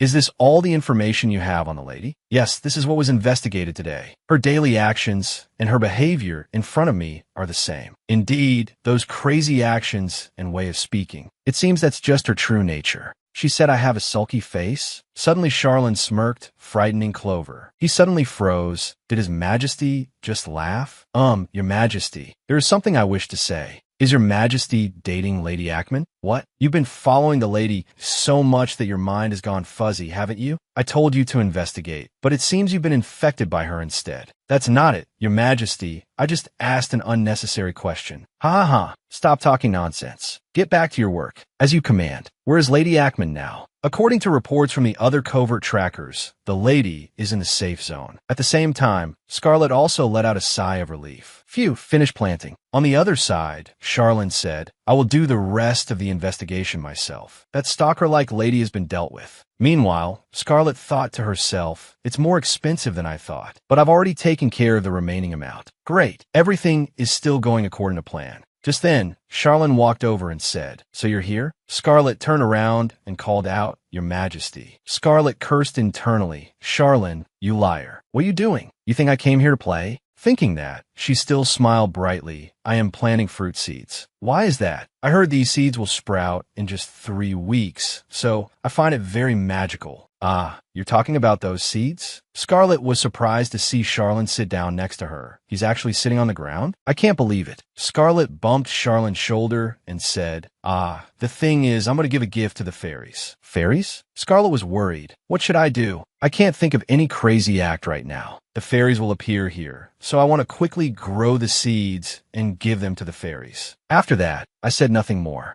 After a long moment, I looked up at him. He was quietly looking at me, the corners of his mouth slightly turned up. It was just a feeling, but it seemed he wasn't aware that he was smiling. It seems I've seen a side of him I wasn't supposed to see. She quickly turned her face away. Wait, this is so embarrassing. I have to say something. Come to think of it, this place from now on, isn't it my land? What are you trying to say, my lady? So about that. I see. Since it's your land, do you want me to pay a toll now? Your Majesty, please don't think that. All right, if Your Majesty is coming here, then we should rewrite the contract. Instead of a toll, I will let you use it as you please. And I will reduce the price of this land by half. Yes, really? Why so suddenly? Isn't this too easy? On one condition. I knew it would be like this. What trick are you planning now? Fine, go ahead, Your Majesty. Anything is fine. No, as long as it's not dying. So is it a deal? After hearing Charlene's condition, Scarlet was surprised. Passage rights? Is it really just passage rights? Just to come and go? Then all the products and fruits grown here will be all mine. Correct. Seeing Scarlet's radiant expression, Charlene thought, I didn't think she would like this option. I had anticipated it. I just didn't expect her reaction to be so obvious. Scarlet beamed. Haha, half the price. That's good enough. He gave me a discount so easily. That's how it should be. It'd be great if we could just cancel the engagement like this. I will finalize the contract during our next official schedule. Scarlet turned back, guessing internally. We're meeting again? To cancel the engagement? Yes. Cancel, no, the next schedule. I will send suitable dates to the ducal palace. You just need to choose the date you want, my lady. This noble lady is just running around looking pleased. Isn't she concerned about this at all? As for the location, I will decide it, all right? Scarlet froze. We're just setting up another meeting like that? This isn't right. A few days later, at the Ackman family residence. Lady Scarlet, what are you doing? Are you curious? Want to take a look? My lady, what are you doing? A failed product of magic, a magic insect. The result of research on human discomfort when stepping on insects. Currently on sale at a cheap price at the magic shop. Scarlet held the spider in front of Lucy. Lucy immediately stomped it into oblivion. When you step on it, it leaves a specific message. Idiot. Here, how do you plan to use it, my lady? It's already written. Suddenly, there was a fierce scream from outside. At that moment outside, my lord. What's the matter? Get lost. On the Duke's forehead were the words, if we're talking about filthy, inhuman crimes, I deserve to be hanged. The Duke furiously shouted, Scarlet Ackman. Scarlet laughed to herself. That's bloody revenge for him laying a hand on me the other day. My lady, the Duke is heading this way. You're not in a very good mood today, are you? I'll go prepare the carriage. And you should get changed too. Yes, let's go out and eat something delicious. All right? Yes, I'll get ready. The butler of the Ackman family. Vector approached and said, the Duke summoned me. Why are you only here now? Butler, I apologize, my lord. But what happened to your face? So noisy, where is Scarlet? Treating your face is more important than the lady, my lord. First, let me call a doctor. If not, I'll summon a mage. Where did you get the nerve to lecture me like that? Go find her and bring her before me immediately. I won't let her off today. Duke Ackman threw and broke the butler's glasses, shouting, what are you doing? Aren't you going to crawl out? You're old, and now you're deaf too? You useless old man.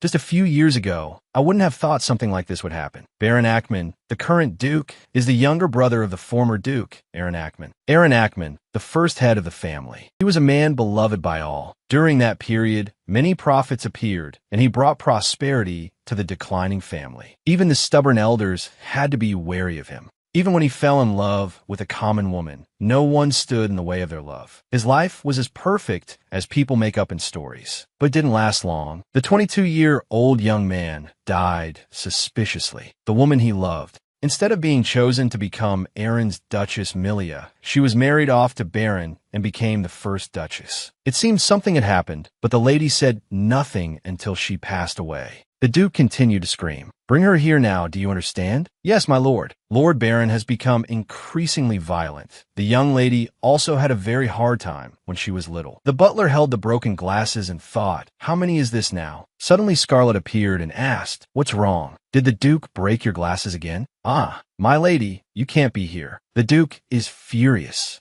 I was planning to go out anyway. Ah, let me get them fixed for you in the village. It's all right. It's not for free. Instead, I have one condition. Scarlet whispered into the butler's ear, let's work together to tease the Duke. You must keep it a secret from the Duke. I will do as you say, my lady. Then it's settled. Even so, seeing the lady more cheerful than before is a great relief to my heart. Inside the imperial palace, Charlene chuckled. I thought she would just smile. I didn't expect her to jump up and down like that. But that's just like her. Breaking off the engagement for those 2 words, she performed that so-called crazy act. What a funny girl. The tyrant was very surprised by her harmless motive, and that unpredictable action of hers made him find it very amusing. Whether she dies or he dies, this engagement will proceed, even if she doesn't want it to. For someone like him who rarely laughs, her existence was something very interesting. For now, I'll pretend not to know. Watching her isn't so bad. I'll let her live for once for the next month. I wonder if I can have her if I try everything. The next day, as Isaiah Ackman was walking, Scarlet called out, Hey, Isaiah.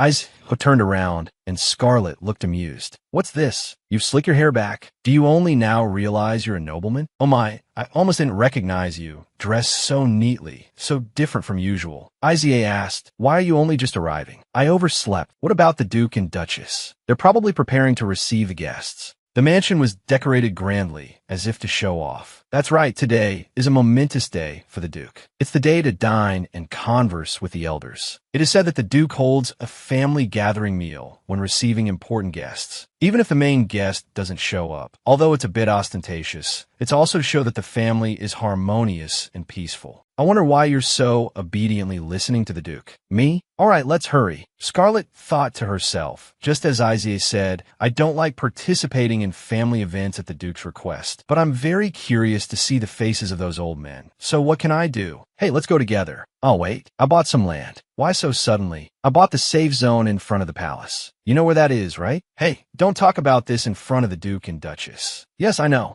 As they were chatting animatedly, the Duchess called out from behind, What are you doing? Hurry up, Duchess. It's been a while, hasn't it? The elders are about to arrive. Go inside immediately. Let's hurry inside. Mila Ackman thought to herself. How strange. Did something happen to her recently? Her gaze has become sharper. Scarlet, you haven't changed at all. Still doing those meaningless things, just like your mother. Scarlet turned back and asked, wait a minute, are you only scolding me, Duchess? Whenever mother is mentioned, you just want to curse and scold. Scarlet, calm down. Who would say such a thing to a daughter who has lost her mother? Seeing you speak so carelessly, I guess you're not aware of your own age, Duchess. You little. Just as she was about to lunge forward, a man leaning on a cane approached and said sternly, the young lady is absolutely right. I don't particularly like you, young lady, but I must admit you are not wrong. Scarlet stared blankly. Those people, one look was all it took. They were the elders. A pleasure to meet you, Duchess. A pleasure to meet you, young master and young lady. But how long do you all intend to block the entrance? It's not a good look to have such a scene in front of the main hall. That's right. It's not like today is the only day I've argued with her. All right, we are busy people. Isa Ackman could only sigh wearily.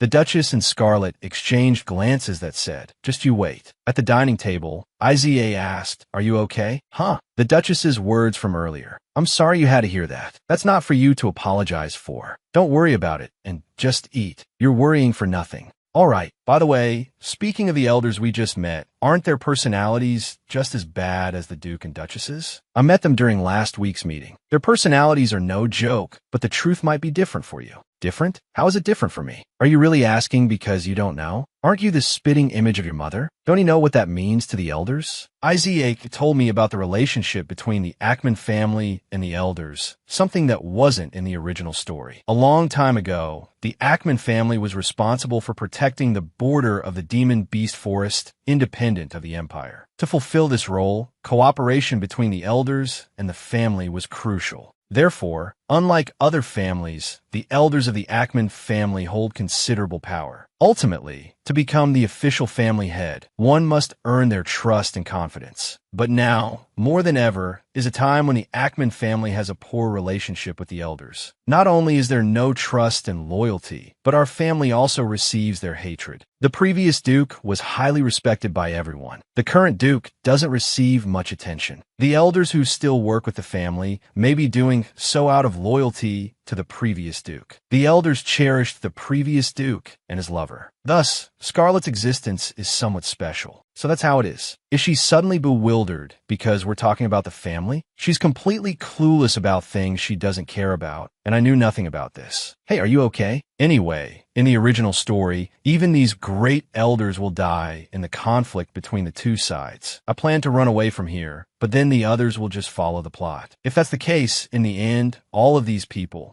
are fated to die at the hands of the Tyrant. Even Iza. Hey, Scarlet, are you really okay? Ah, yes. What did you just say? Snap out of it. The family meeting is after the meal. The others have nothing to do with me. No matter what happens, there's no reason for me to take responsibility. But suddenly, Isaac grabbed Scarlet's hand and reminded her, since all the elders are present, don't act arrogantly. Scarlet asked, what's with your hand? Isaiah looked bewildered. What hand? Then he looked down and saw that he had been holding Scarlet's hand without realizing it. He quickly pulled his hand back. No, this. I don't know either. Seeing you so dazed made me uneasy. So, yes, I understand. I'll believe you for now. What's with that expression? Scarlet told herself, but as I thought, I can't just abandon them. Isaiah said, blushing, I told you not to stare at me with that weird look. Surely, there must be a way to save Isaiah. The people who are important to me, I will definitely save their lives. Although I haven't been in this world for long, the only people who have genuinely worried about and treated me well are my maid, Lucy, and Isa, my half-brother. At least in this mansion, I must save these two people at all costs. Only then can I be at peace in my old age. But how to save them is the problem.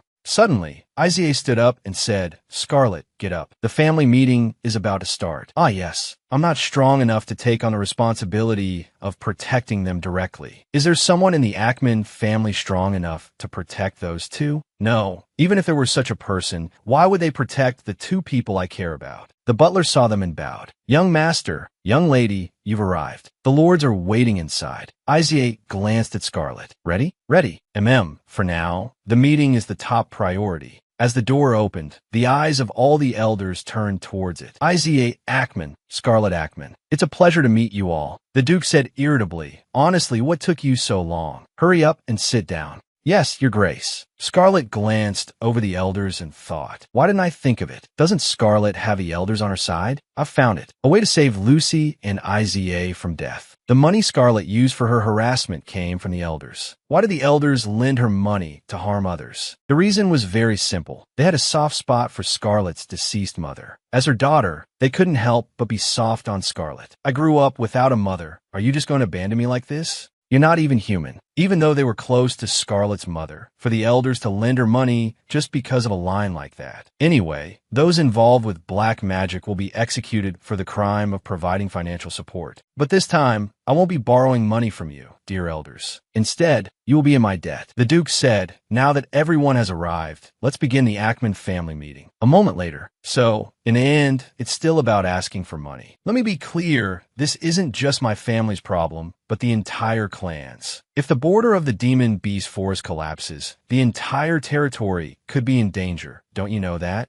All right, I have no idea what cabin is. You're asking for money to buy poisonous mushrooms or something. Cabin is not a poisonous mushroom. It's a plant with outstanding effectiveness in capturing demon beasts. If things get out of control, the family head won't escape responsibility either. Are you threatening me now? A family meeting? This is more like a cat and dog fight than I thought. Iza reminded her, don't let others hear you. One of them said, last month, by the Emperor's order, we had to eliminate all the goblins in the Demon Beast Forest. As you all probably know, minotaurs have now appeared in that location. What? So what do we do now? Didn't I just say? It's cabin. Using cabin is the way to deal with minotaurs. Right now, it's the only way. That's right, the original story also mentioned the matter of the Demon Beast Forest. The ancient magic left by the Ackman ancestors to seal the boundary between the Demon Beast Forest and the territory has begun to weaken. They will use cabin to stop everything, but cabin alone cannot completely solve the problem. Isn't it about time I spoke up? She raised her hand to speak. I know that in this situation, we need cabin. But you still haven't said why that situation occurred. That matter, that is the core of the issue. It's just that we don't know why either. You don't know? The Demon Beast Forest is an area forbidden to everyone. How can we risk our lives to go in there, right? I knew it. That's why they say I was pursued by that tyrant, because I have no abilities.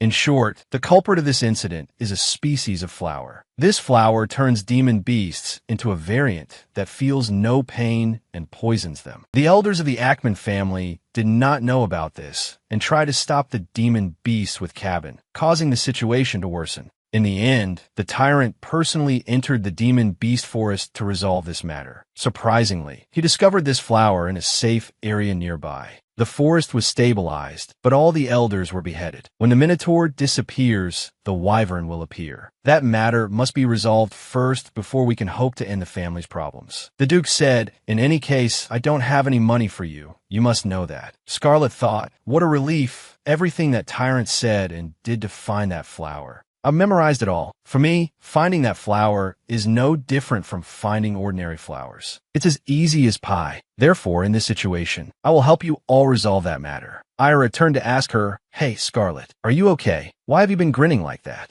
Oh, it's nothing. I just had an idea. Ira was curious. What is she planning to do that's making her so excited? The next day, amidst a busy atmosphere, Mr. Bryan said, pack the luggage carefully so there are no mix-ups. We will put them in the carriage. Yes, I understand. Scarlet approached and called out, Mr. Bryan, Mrs. Andrian. Lady Scarlet. Hello, everyone. Mrs. Andrian asked, what is this about? Are you planning to tease us old folks, my lady? That's not it at all. Scarlet gestured with her hand. It's nothing much. I have something I want to give you too. Lucy brought over a jewelry box. This is an inheritance from my mother. Looking at the jewelry, Bryan and Mrs. Andrian were surprised. My lady, why are you giving this to us? I think you two will need it. Didn't we already talk at the family meeting? I am not the head of the family, so this is all I can give you. But I truly wish for everything to be resolved smoothly. You are important people to our family. Even if you are rejected today, I hope you will still take care of your health. Well then, have a safe journey. Mrs. Andrian replied, we are not leaving right away. We are just relocating. Oh, is that so? We will come again in a few days. There's no way we would give up in a single day. The problem is still the problem. We acknowledge your kind heart, my lady. We will definitely return. They expressed their gratitude. Thank you, my lady. It's all right. She thought to herself, for now, showing this level of goodwill is enough. After this is resolved, then I can talk about proving myself. When the time is right, I'll have to say it. After I leave this place, please protect Lucy and Ira. Lucy reported, "My lady. The elders said they will be staying at the East Mansion for a while." "Is that so? It seems they'll be there for a long time." "There's also a letter from the palace." "Where is it?" "Here it is." I can't believe myself. I was so focused on the family meeting, I didn't even realize today was the day I'd receive the official schedule. Let's see, His Majesty is busy with state affairs, the next official schedule. So I'm requested to decide and reply as soon as possible. After reading the letter, Scarlett cried her eyes out. "What is this, really? I thought this letter would be to cancel the engagement. That kind of crazy wasn't enough." As expected, for that tyrant, this still isn't enough. She didn't know that in the eyes of the cruel tyrant, she was just a somewhat strange woman. Scarlett clenched the letter.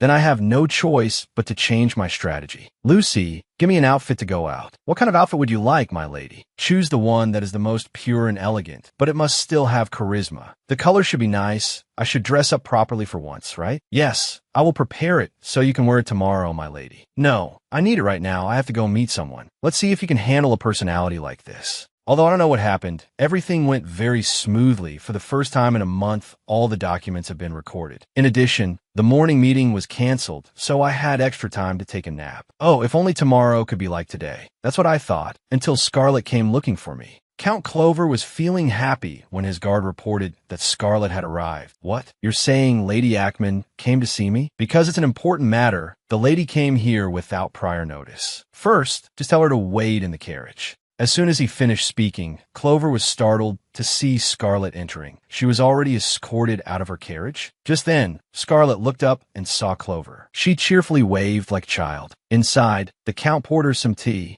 "Please have some, my lady. This is a tea imported from the East. If you don't like tea, I will make coffee." Scarlett didn't answer and just stared at him. It made Clover flustered. "I'm afraid I don't know what to say." He broke out in a sweat and began to tremble slightly. "So, my lady, what business brings you to see me?" She finally replied, "I came to see you so suddenly, yet everyone is still so attentive to me. As expected, now I am certain." "Pardon?" "The first day we met, do you remember? The first time we met in a prison without a single ray of light. This sorrow and the beautiful, fateful joke has begun." The more Clover listened, the more he stiffened as if turning to stone. "Yes. Oh, my saliva. It's all right. You're my hand, my very breath. I'm so embarrassed I don't know what to say anymore." Clover quickly tried to correct Scarlett's flirting, insisting that nothing of the sort had ever happened. Scarlett continued, "You must have suffered a lot being alone all this time, haven't you? Being His Majesty's close prime minister, yet having such feelings for me." Scarlett thought to herself, if acting crazy in front of the tyrant doesn't work, I have another way. Clover said loudly, "What are you talking about, my lady?" Outside, the servants were eavesdropping. "My goodness, what's going on?" "Do you know?" Scarlett put on a shy look and said, "The situations of the nobility are so complicated. Prime Minister, you like me, don't you?" "Oh my goodness, I understand a prime minister's heart. Love truly makes things difficult for us, whether we want it or not. At some point, those feelings are stored in our hearts. This isn't the first or second time for me, so I'm used to it now. But even if you deny it, those feelings won't disappear." Clover couldn't take it anymore and had to say, "How on earth did you look at it to come to that conclusion, my lady? I can tell just by looking. Aren't the Prime Minister's actions just like that? In front of me, you are extremely tense. You stutter when you speak, and you even break out in a cold sweat. That Prime Minister, you can't fool my eyes." After listening to Scarlett lead him on for a while, Prime Minister Clover felt extremely bewildered. This woman, how can she be so confident? Can my actions really be interpreted that way? Could it be that's how others see it too? The Prime Minister is the smartest man in the empire, but how can he be so easily drawn into things like this? This won't do. Clover began to question his life, a man who has never been in a single relationship. Clover's face turned bright red as he said, "I like you, my lady." Scarlett said gleefully, "Are you admitting that you like me?" Clover was lost in a tangle of thoughts. Is love supposed to be this frustrating? My whole life I've been crazy about work. How would I know what love is? Goodness, I don't know. For now, let's just see how it goes.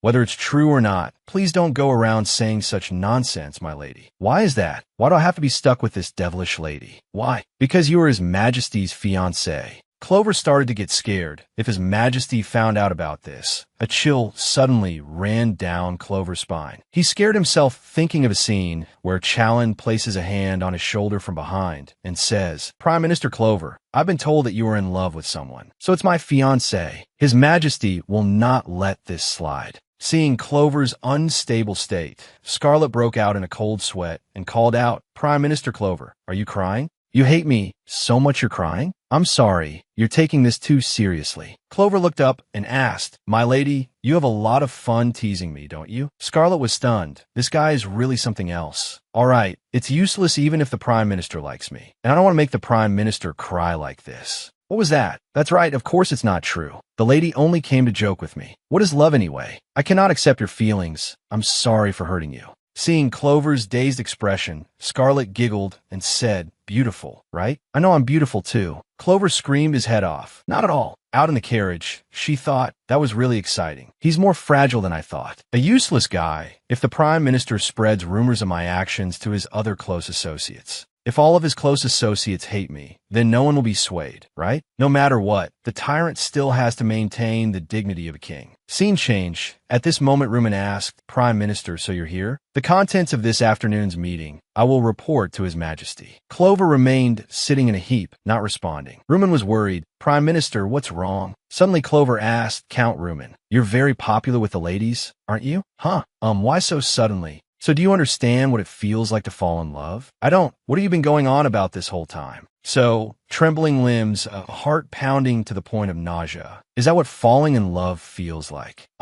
That, according to the Prime Minister, it seems that's not it. Are you in pain somewhere?" Clover asked again with a serious face. "Right? What's really going on? Why are you talking such nonsense?" "It's nothing. Just forget what I said. Something definitely happened today. It's better not to tell anyone about this." The next morning, the annex of the Ackman family mansion. Scarlet wondered, how strange. Where has everyone gone? It's not mealtime, is it? I asked Lucy to bake some cakes, and yet, before solving the problem in the Demon Beast Forest, I told Lucy to keep an eye on things. They're not in the mansion, so where could they have gone? At this moment, Mrs. Andrian approached and called out, "Lady Scarlet." "Mrs. Andrian, hello, good morning." She asked, "What is it now?" "I was just passing by. Have you just returned from somewhere, madam?" "I want to meet the merchant guild that sells cabin. From now on, we will have to buy it in large quantities." You've seen her before, haven't you, madam?" "She is Lucy, my handmaiden." "All right, so they'll be delivering the cabin today? I've read about it in books, but have never seen it in real life, so I'm very curious. We have already received a few in advance. Perhaps my lady here doesn't know what cabin is? Cabin looks like this. Oh, it's so cute. Can this little mushroom repel demon beasts?" "Only temporarily, but its scent can paralyze demon beasts." Suddenly Scarlet felt dizzy. How strange. Why can't I suddenly hear anything anymore? She started staggering backward. Lucy saw this and was extremely alarmed, rushing forward to catch Scarlet. "Oh, my lady!" But she had already fallen to the ground with a thud. Afterward, she groggily sat up in an unfamiliar place. "Ow, my head. What happened?" "Just a moment ago, I was standing and talking to Mrs. Andrian in front of the mansion. Could it be I was teleported in that moment? Really, that can't be possible. But anyway, this is good timing, isn't it? It seems I'm about to see some vivid images again, but I've never set foot in this place. It seems this place is the Demon Beast Forest." Suddenly Scarlet heard a noise from behind, which startled her. It was a girl with fiery red hair holding a lamp. That red hair it's Chella Delaware. Why would the tyrant's lover come to a dangerous place like this? At this moment, Chella said, "They clearly said it was here. The tool that can replace cabin." "A tool? I must have it to win people's hearts." I remember now. In the original story, Chella found something that could replace cabin. But it seems she didn't learn about this by accident. Just now, I clearly heard it was said to be in the Demon Beast Forest. So that means someone tipped Chella off. Who could it be? First, it's not that tyrant. If Challa knew, he would have already solved everything before telling her. Something feels a bit unsettling, but for now, I'll just follow. Right here, I must identify what that tool is. Chella continued to search. Where on earth could it be? Come to think of it, was this scene described in the original story? Compared to the novel, something is strangely different. Oh, she stopped. So it was hiding here. Slim get pedo. Slim get pet. It's not poisonous, and its main food source is demon beasts. It's small, cute, and harmless to humans. The moment it swallows a demon beast, no matter how ferocious the demon beast, it is devoured completely. The replacement for cabin, so it's the Slim get pedo. How lucky. I've roughly grasped the location. Next time I come, I can still find it myself. So for those in power. At this moment, she heard someone calling, "Scarlet, hey, can you hear me? Scarlet, wake up." Hearing the call, Scarlet jolted awake. Izia hurriedly asked, "Scarlet, are you all right?" Lucy, standing behind, was also extremely worried for her. Lady Scarlet. Scarlet looked around and asked, "What's wrong with everyone?" A few seconds later, she shot up. "My goodness, are you saying that because I fainted in front of the mansion, you carried me all the way back here? Ugh, you troublemaker." Scarlet thought to herself, "How strange. Although I thought about the plot of the original story, I've never fainted before." Mrs. Andrian asked with a sigh of relief, "My lady, are you really all right? You really can faint anywhere. That's the problem." "That's right. Mrs. Andrian is not wrong. This time, because there are people around, I was able to notice in time." "What would you have done if you fainted like that with no one around?" "If your body isn't well, please rest properly. Don't make other people worry. If you're not comfortable at home, you can go rest somewhere else." Scarlet looked at the two elders and schemed. "While I'm recuperating, I want to visit the residence of these two elders. Isn't this a great excuse?" Scarlet said with a radiant smile, "I've thought of a wonderful place to recuperate." She was immediately met with an objection. "I do not agree. I don't care if my lady is traveling or recuperating, but why come to our territory?" "Ha! Your territory is still our family's territory anyway. So what's the problem, right? The area we manage is the Demon Beast Forest. Does my lady know how dangerous that place is? What if I still want to go? The entire situation in the territory, show it to me. I will return and relay what I see to the Duke. I will bring an image transmitting device. No matter what, compared to hearing it from others, witnessing it directly is more emotional, right? If that's the reason, then it's not bad. So I'll take that as your agreement, okay?" That's right. That's how it should be, right? "I'm sure the elders won't be stubborn. If they take me to see it directly, from the Duke's perspective, there's no other choice but to agree. So I will speak with the Duke." At this moment, Isaiah spoke up in protest again. "No. I said no. Even if the Duke allows it, I will not." "You dare to go to such a dangerous place? Just getting there will take at least 3 days. How can that be? It will be better for me to go instead." Scarlet leaned over and said, "Isaac, don't worry. I'm not going alone." "So, who will go with you?" "You'll find out." Afterward at the Imperial Palace, Challen read Scarlet's letter and then instructed Clover. "Yes, Your Majesty. 2 weeks from now, clear my schedule. I have an appointment." "Yes. Is Your Majesty going somewhere?" "It seems she wants to go somewhere." A few days later in front of the mansion. "So are the preparations complete?" "The carriage is also ready. My lady, we will depart as soon as His Majesty arrives." The Duke instructed, "It's been a long time since the imperial family has visited, so behave properly. The family head should also act properly." What? Scarlet was secretly happy. "Great, I can finally go to the Demon Beast Forest." "But why hasn't Challen arrived yet?" "He left a long time ago." The Duke said, "His Majesty is arriving rather late, isn't he?" "That's right. Even if he is a Kaleo, he must still abide by the laws on the Ackman family's territory." "What is he so arrogant about?" "It seems to be about making the Emperor walk here." Scarlet was surprised. "What? Is it true that the imperial family doesn't use a carriage to come to the Ackman territory? So you thought it was a joke until now?" "This is the truth. It has nothing to do with the proud voice of Duke, Kaleo, and Ackman. The relationship between this family is not for the reputation of the empire or a noble family, but this relationship is given top priority. It is a relationship that has been preserved for a very long time. But this matter will also end under the Tyrant's army, because Ackman failed to fulfill its role." At this moment, Isaiah also turned to ask, "What on earth are you thinking? I can't believe you're going on a retreat with His Majesty." "Well, he's my fiancé." She said that, but in her heart she thought, to be honest, being stuck together for 3 days and 3 nights. "Until I achieve my goal, I'll be bored to tears." "What did you say to the Duke?" "I said I was going to recuperate, and he allowed it right away." "This is a bit suspicious." Scarlet recalled that moment. She ran in from outside Duke. He turned in surprise and asked, "Why didn't you knock?" "I didn't knock. I have something to say." "Do you have time, Duke?" She laughed inwardly. "What are you hiding? I saw everything. The thing is, I've been fainting a lot lately. It seems my body isn't well. So I'm thinking about whether I should go recuperate or not." Seeing the way he clutched the communication sphere, she thought, "Isn't that a crystal ball used for communication? Is he having an affair? Where did you say you were going?" "I'm going to the territory managed by Lord Andrian. It's been 4 years. Don't tell me you're aiming for the successor position." "Why would I do that? The female head of the family? I wouldn't take it even if it were offered to me. My wish is to not have to work, only to have fun." "What nonsense are you spouting again? Truly, one can't expect anything from a child like you. I wonder, why does he hate me so much? It's not just hate, he's wary of me too. So that's how it is. The Duke will allow me to go recuperate, right? As a weak, fragile person like this, I need to go recuperate and have dreams in a place with fresh air. Fine, it's a good thing for you to go." "Pardon? I didn't quite hear you. I'm allowing it. You go follow those old geezers. Ah, yes. Then I'll take my leave. Scarlet had only taken a few steps when the Duke spoke again. However, do you really not remember anything at all? I'm talking about the mark or that ring. I've asked you many times, why do you still pretend this is the first time you've heard of it? The mark of the ring? No, it was so sudden that I couldn't remember anything. Could it be he's looking for that? It's fine if you can't remember. The mark of the Ackman family, Scarlet. It is a magic bound to the air from one generation to the next of the Ackman family. This magic is proof of the family head, and it has existed in the form of a ring and a mark until now. The Duke, if he doesn't get what he wants, he can't become an official Duke. And what he wants can only be the Scarlet mark. But why is he searching for the family's mark on Scarlet? Whatever the reason, it's best to remember about that mark. It's passed down in different forms. I don't know what its current form is now. Iza called Scarlet. What are you doing?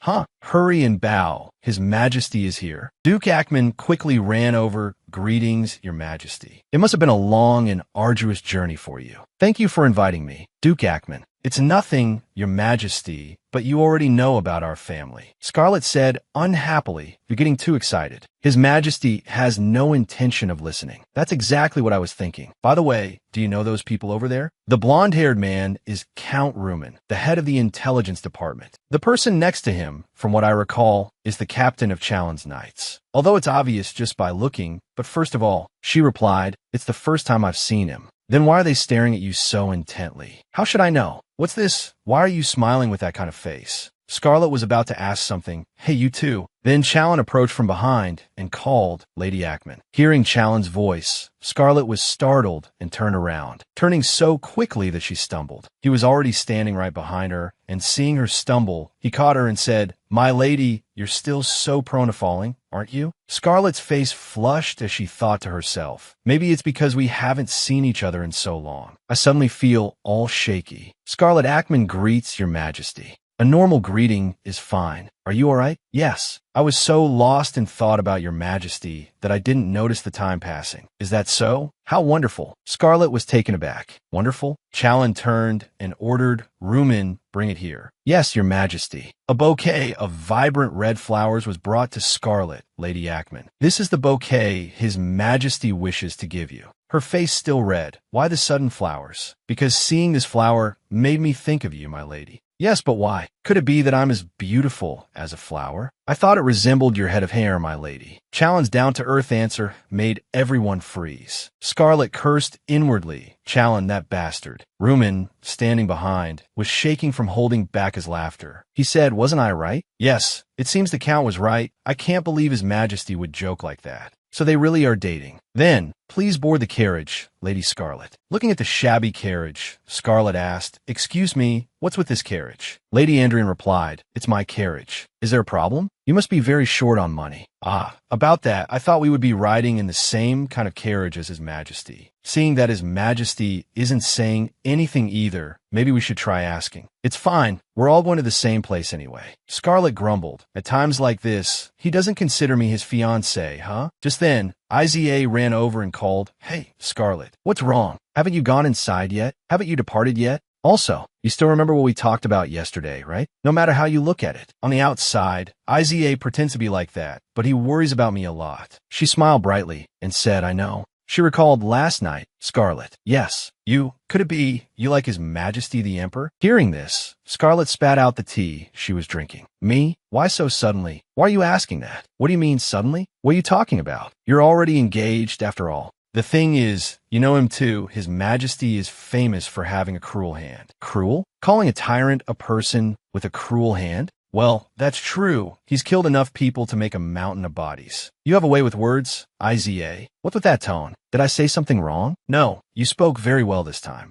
So, what do you think of that ill-omened person? Is that important? To me, it is. Don't you think you'll be marrying him? It's a bit embarrassing to talk about these things. Even so, we have to be clear. Because you're my sister, are you worried he'll be violent towards me? That's right. That's why I'm worried. No matter how much you like His Majesty, I can't stand by and watch you get hurt by someone else. Seeing Iza's serious expression, Scarlet burst out laughing until tears streamed down her face. Ha ha ha. Iza, what's with that face? I've told you many times. I told you not to worry. I can take care of myself.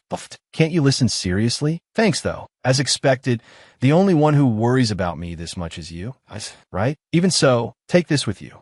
What is this decoration? It's a communication magic stone. As long as you set the target, you can communicate even from miles away. If you encounter a dangerous situation, don't hesitate to contact me immediately. I will come. Back in the present, Scarlet said, you're the one who shouldn't forget the favor I asked of you. Once a week, water the safe zone for me. Got it. Well then, I'm leaving. Travel safely. The convoy had traveled some distance before it stopped. Rumen complained, honestly, we haven't been on the road for long, but we've stopped so many times. Outside, soldiers are arresting criminals. Where do all these bandits keep coming from? That's right, but why is the Count sitting here? Shouldn't you be in the royal carriage? My lady, really, how could I possibly ride in His Majesty's carriage? Stop talking nonsense and go back to your own carriage. Rumen looked outside to change the subject. Ah, there are bandits over there too. As expected, the management of this territory is too lax. Right? Trying to change the subject? The elder sitting next to her said, I'm sorry. Lady Scarlet, we are so ashamed.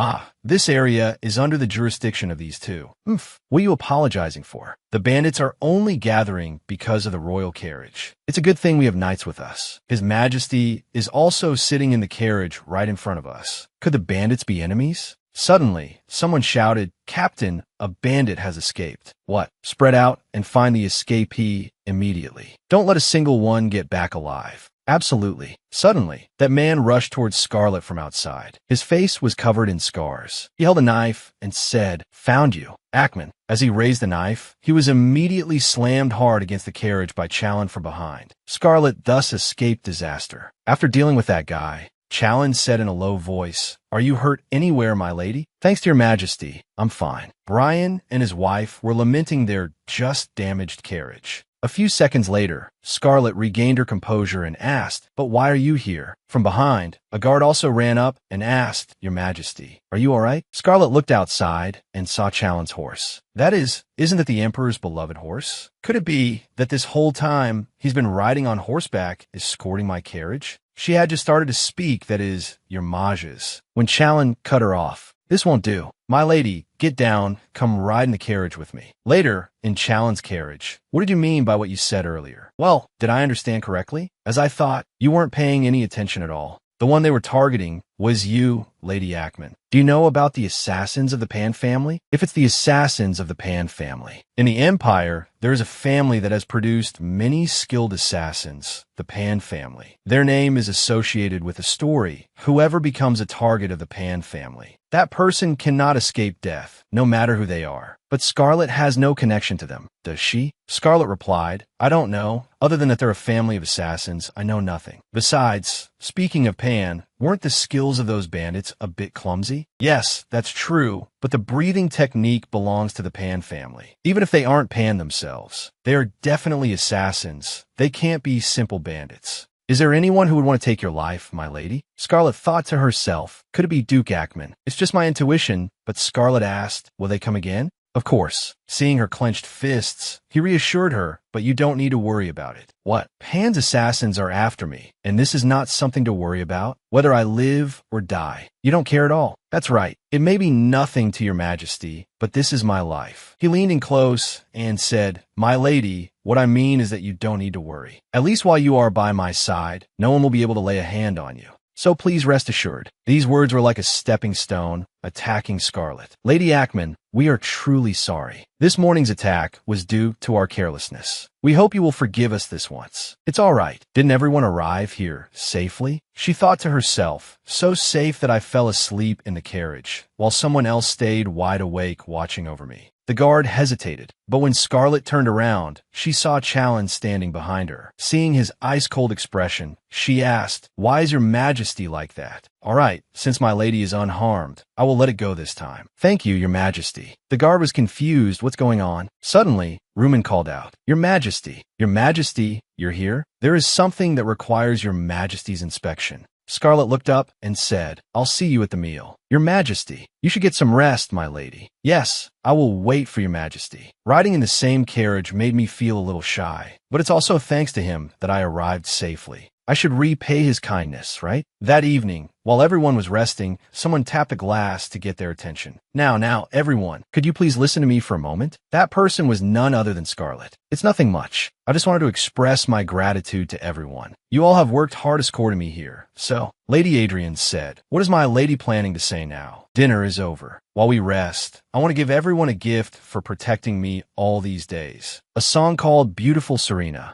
Challen also paid attention to her every move. Scarlet also glanced at Challen. Challen's heart skipped another beat. Please, everyone listen. Scarlet began to perform the song. Each line sung immediately captured everyone's attention. Just when it seemed perfect, someone said, the lady doesn't sing very well, does she? Followed by the unenthusiastic expressions of the knights. Scarlet nervously thought, what does everyone think? I said I would repay everyone, but doing this is the only way that Tyrant will hate me, isn't it? Let's see how he reacts. Scarlet turned her head and found Challen covering his mouth, smiling. Her eyes widened in surprise. Challen, is he smiling? After returning to her tent, she lay down and sighed. I'm so tired. I thought singing like that in front of everyone would make them hate me. Who knew it would backfire? Who would have thought someone would laugh at this? Isn't he ashamed of me? What should I do for the rest of the journey? I can't sleep. Maybe I should go for a walk. Unable to sleep, Scarlet went for a walk and came across Challen standing with his horse. Just then, he also turned his head to look in her direction. Scarlet ran over and asked, Your Majesty, what are you doing here? I was on my way back from patrol. And you, my lady? Is something wrong? I'm just getting some fresh air.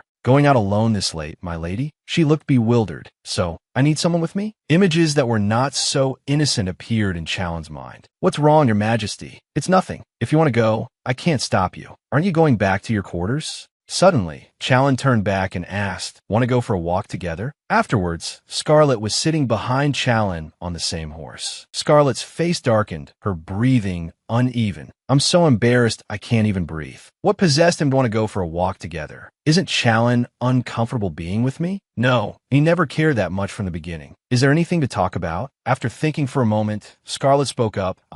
Your Majesty said you have business elsewhere tomorrow, right? Where are you going, Your Majesty? I'm going to Rasha Hale and then coming back. Rasha Hale? That place isn't in the original story. I'll only be gone for half a day, so I'll leave at dawn and be back by noon, so it won't affect the overall schedule. Yes. Due to diplomatic matters, Challen will be absent early tomorrow morning. Actually, on the outside, I quite like him because he doesn't make unreasonable demands. After he ascended the throne, the tyranny of other nations also gradually decreased. But why does he look so uncomfortable? Suddenly, there was a sound from behind. Hearing it, Challen immediately went on alert. My lady, hold on tight. Yes. A moment later, the horse shot forward at a breakneck speed. Scarlet worried, No, I'm going to fall. Her two hands gripped Challen's chest tightly. After a short distance, he would turn back to check. Scarlet sat behind him with a face drenched in sweat as the horse continued to gallop. Suddenly she shouted, Your Majesty, what's that over there? Her hands nearly tore Challen's shirt. They both stopped and saw a cute little piglet with big, round eyes. Scarlet quickly calmed down. It's a wild boar. Finally, Scarlet relaxed. Oh my God, it's an adorable baby wild boar. I thought robbers had appeared at this hour. Challen leaned against a tree in exasperation, thinking, what part of that is adorable? Her tastes are so different from mine. In a situation like this, Lady Ackman is really relaxed. What is it? It's nothing. What kind of situation is this? It's because of the robbers, so he must be worried about being away for a while. He reacted so excessively. I've already gone for a walk with him. Maybe I should reassure him a little. Your Majesty, do you know a lot about swords? As she spoke, she rummaged for something. I bought it for quite a large sum of money. What do you think, Your Majesty? This is a magic sword for self-defense. I used the vacation allowance the Duke gave me to buy it. And this is a tool that can be used to start fire. This is a smoke pellet that can be used as a decoy. Challen wondered, where on earth does she keep all these things to pull them out? Your Majesty, don't worry. I won't use it for any strange things. They may look scary, but they don't have the ability to kill. At this moment, the magic stone also fell out, attracting Chalen's attention. Ah, Your Majesty, be careful. Is this also a magical tool? It's a communication device made with magic. Cute, isn't it? I can use it to transmit my location to someone far away. Scarlet thought to herself, I didn't buy that. Chalen looked at the stone and asked, Why are you carrying this, my lady? That, of course, is to be able to protect myself, even if Your Majesty is by my side. Hearing that, Chalen felt somewhat reassured. The male lead of this novel is a person as sharp as a knife, but extremely affectionate with the one he loves. Suddenly he said, I like it. Yes. I'm very satisfied with that answer. Even if it was just a fleeting illusion, and tonight, it seems Scarlet had become the female lead of this novel. He said, This piglet's mother is nearby. I saw her earlier. We should go too. Yes. Saying that, he held out his hand. Aren't you coming? It's strange. I could hear such affection in his voice. Yes, Your Majesty. His hand isn't as cold as I thought. All these moments are so sweet, like a dream I don't want to wake up from. The next morning, while Scarlet was sleeping, she felt something. It's so stuffy. Is someone next to me? Someone was playing with her hair. Wake up now. This voice is Chalen. He climbed on her bed. Not waking up? Are you looking for His Majesty? If not, are you having a sweet dream with him? Scarlet jolted awake to see a stranger staring at her. Just then, the door burst open. Lady Ackman, are you all right? A knife was immediately held to her throat. You're too late. Mr. Knight, if you value this lady's life, you'd better back off. Outside, the scene was just as chaotic. Damn it, there's no end to them. Where do these guys come from? Adrian, what about the lady? The lady? You mean Lady Scarlet. Heiza, she's probably still dreaming in her room. What? Why weren't you protecting the lady? The lady can't fight. How could you leave her alone and unguarded? Then you go get the lady. The two argued heatedly, confusing the enemy. What are these two old folks doing? Suddenly, there was a loud shout. Let the lady go. Lady Scarlet. The red-haired man pressed the knife tightly against Scarlet's neck. Now, I told you not to argue. Everyone, drop your weapons. Don't do anything foolish. Your Knight Commander has already surrendered. The Knight Commander bowed his head. I'm sorry, Lady Ackman. I'm truly a useless piece of trash. Scarlet asked, All right, what about Chalen? His Majesty left for Rasha Hale early in the morning. It will be a long time before His Majesty returns. What are you two talking about? How boring. It's as if these guys waited for Chalen to leave before they appeared. Are they accomplices of the assassins I met yesterday? What do you want? My life. Scarlet thought to herself, Isn't their purpose to kill me? I was attacked, so suddenly I didn't have time to get my tools. The only thing I have now is she gripped the magic stone tightly. I never thought I'd use it this way. The stone quickly transmitted a message to Chalen. He quickly received Scarlet's signal and immediately turned to give a signal. Lumen asked, What is it, Your Majesty? General Lumen, you go check the garden and come back here. The garden? But why check the garden all of a sudden? I sense a familiar magical energy. On Scarlet's side, a piercing scream rang out. The red-haired man said, Oh dear, sorry. Are you hurt? It's too cold outside, so I'm waiting here out of goodwill. Hey, tell the others to load everything they've found onto the carriage. Yes, Commander. Are you all right, my lady? I'm fine. Even so, we must not let our guard down. Those guys don't seem to be ordinary thugs, especially that red-haired leader. What is his identity, after all? Scarlet turned and asked, Do you two know about the assassins of the Band family? The two elders stared blankly for a moment, then asked, How do you know about them, my lady? His Majesty told me yesterday. His Majesty said their martial arts resemble the breathing techniques of the Band family. Could it be? They are not widely known. A few years ago, this family was annihilated at the hands of the head of the Ackman family, the one who was not recognized by everyone. All those who knew the family's techniques were eliminated, so there's no doubt. Could that man be a subordinate of the Ackman family? The red-haired man walked over and said, Oh, that's wonderful. The old man is quite perceptive, isn't he? Hey, old man, isn't it better to pretend you don't know sometimes? He came and grabbed Brian by the collar, like right now, for instance. Take the lady somewhere else. Yes. What are you planning to do? Sir Brian has nothing to do with this. Right. Since he's not involved, it doesn't matter if he dies. Because he's not involved, it doesn't matter if Sir Brian dies. Those words. Scarlet shouted, Stop it right now. Isn't your purpose me? I'll do whatever you want. Just don't touch anyone else. Hearing this, the red-haired man turned back and asked, What? As you wish, I will die here. I guess my life is very important to them. I don't know why, but they need to keep me alive. But on the other hand, if my life isn't guaranteed, I'm done for. As I said, I will die here. I will go against what the Duke asked of me. The red-haired man turned back with a smirk. Scarlet said again, I know your target is me. I have to do whatever it takes to get his attention. Isn't it obvious? From the beginning, you rushed in when His Majesty wasn't here. If I can't fight, what do you plan to do to me? Suddenly, Scarlet called out loudly, Your Majesty. Hearing Challen's name, they immediately panicked and turned their heads to look. Seeing her chance, Scarlet removed the rope that had been cut beforehand with a magic stone. She decisively elbowed the man standing next to her in the chest. The red-haired man yelled, What are you doing? Seize her. Scarlet snatched the dagger from Lady Andrian's side, startling her. Then she put it to her own neck. What is this? Why that expression? It's as if you never thought a situation like this would happen, right? Stop joking around. That action isn't suitable for a beautiful lady like you.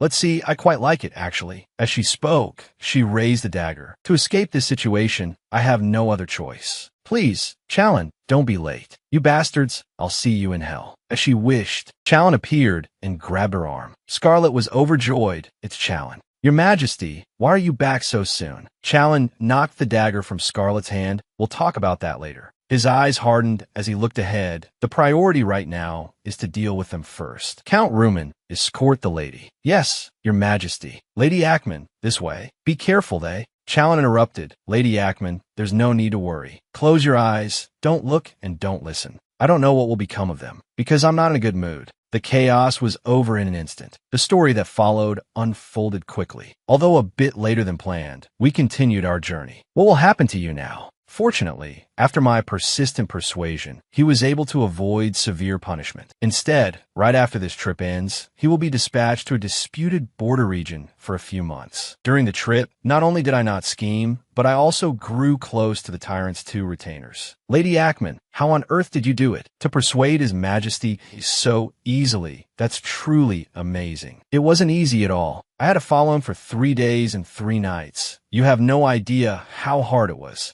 Binzer bowed. Lady Ackman, thank you sincerely. I pledge my name to repay you, my lady. I'll remember that. You'll have to repay me a lot. Of course, my lady. Rumen also expressed, Oh, unlike others, you are so generous, my lady. These two are simpler than they look, aren't they? Even when teased, they just grin. Or when I act like a mean person, they're still cheerful. Count Rumen, who cries anytime, anywhere, is no longer the Golden Squid. He's been upgraded to the crybaby Golden Squid. The Knight Commander is not much different, quick to tears. The Knight Commander and the Head of Intelligence talk a lot. The two of them chatter all day long. My lady, it will get cold tonight. You should wear a scarf. Thanks. Andrian, she's always on guard against them. How strange. Looking at me, Brian is reminded of the former Duke, always muttering to himself. Really, it feels so heavy. As for the Tyrant, my lady. Yes, Your Majesty. How is your body? Yes, I'm fine. I'm just a little tired from sitting in the carriage for so long. Then let's walk from now on. What? Of course. You're the only one walking.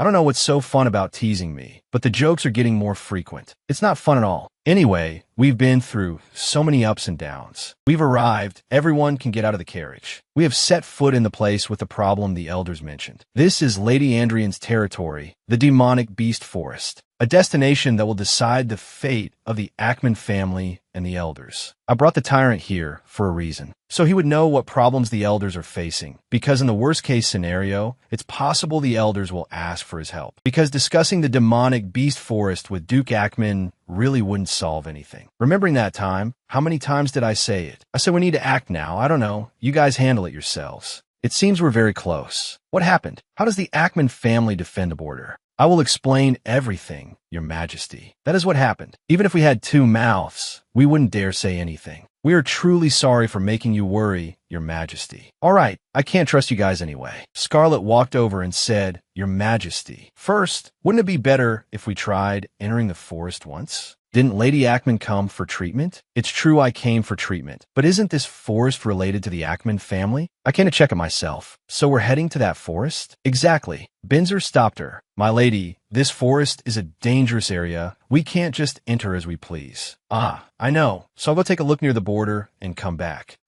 You all don't need to follow me, because I'll be going with His Majesty. Brian called out worriedly, Lady Scarlet, is it really necessary to go? I want to check for myself what reason has caused the forest to be so disturbed. Challen nodded and gripped Scarlet's shoulder. I will do as she says, as I was also thinking of entering the forest. You all don't need to worry about the lady's safety. What could happen to her with me? On the contrary, going with incompetent people is what's dangerous. Challen was alluding to Benzer. Scarlet quickly followed behind Challen. Your Majesty, then? Yes, let's set off. Let's see. From the entrance, continue east. There'll be a large ancient tree here. Seeing Scarlet leading the way, Challen asked, My lady, have you been in this forest before? Scarlet froze on the spot. What? Of course not. This is a place even the elders can't enter. It's my first time here, but leading the way on foot is pretty good, isn't it? She giggled softly, because I came here in my dreams. Is that so? Because I'm an adventurous person, I unconsciously rush to the front. Don't go too far, as I don't know where a demonic beast might jump out from. Yes. After walking for a while, she stopped. We're here. Your Majesty, look over here. I told you this place is dangerous. Don't go far. Over here, Your Majesty. Scarlet looked on, stunned.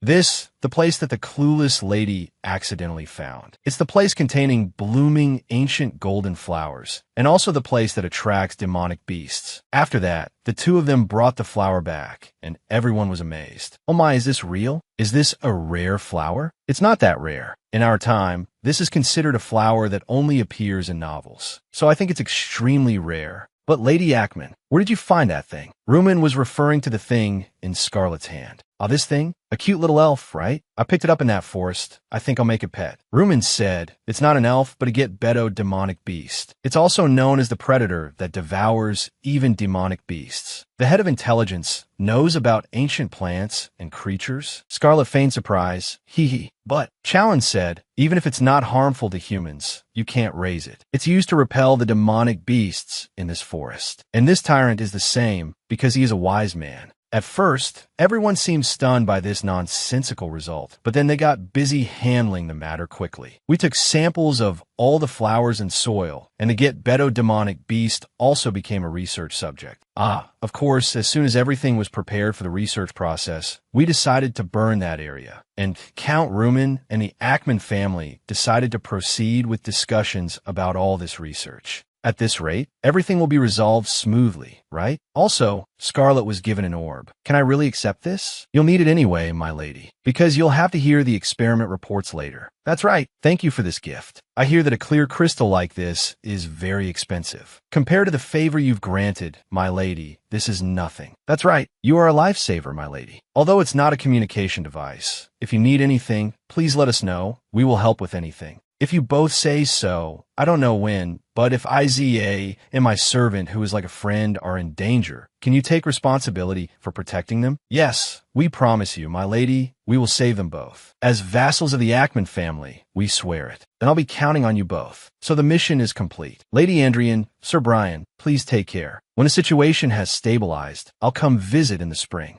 I plan to keep in touch with the elders. I think the Duke is trying to kill me. At times like this, it's better to have at least one more person on my side. Scarlet kept looking back. Rumen reminded her, My lady, please sit properly. His Majesty has something to say to you. Something to say? Yes, I want to talk about the assassins who targeted you, my lady. Assassins? Count Lumen and Challen are investigating those who threatened my life during the trip. Among them, one who tried to flee confessed a few things under Challen's threat. Count Lumen continued the story with a somber expression. Those are disgusting truths. As soon as I get back, I have to think about how to deal with the Duke. The reason is still uncertain, but the Duke's actions have gone beyond the permissible limit. Rumen asked sorrowfully, Lady Ackman, are you all right? She put on a forced smile. Of course I'm fine. She thought to herself, of course I have to check on the little fairies first. Meanwhile in the garden, Iza was watering the plants as Scarlet had instructed. His hands were covered in bruises. Scarlet, this girl, really, she's so troublesome. When will she ever grow up? Why on earth plant fruit trees here? If this keeps up, fairies will appear.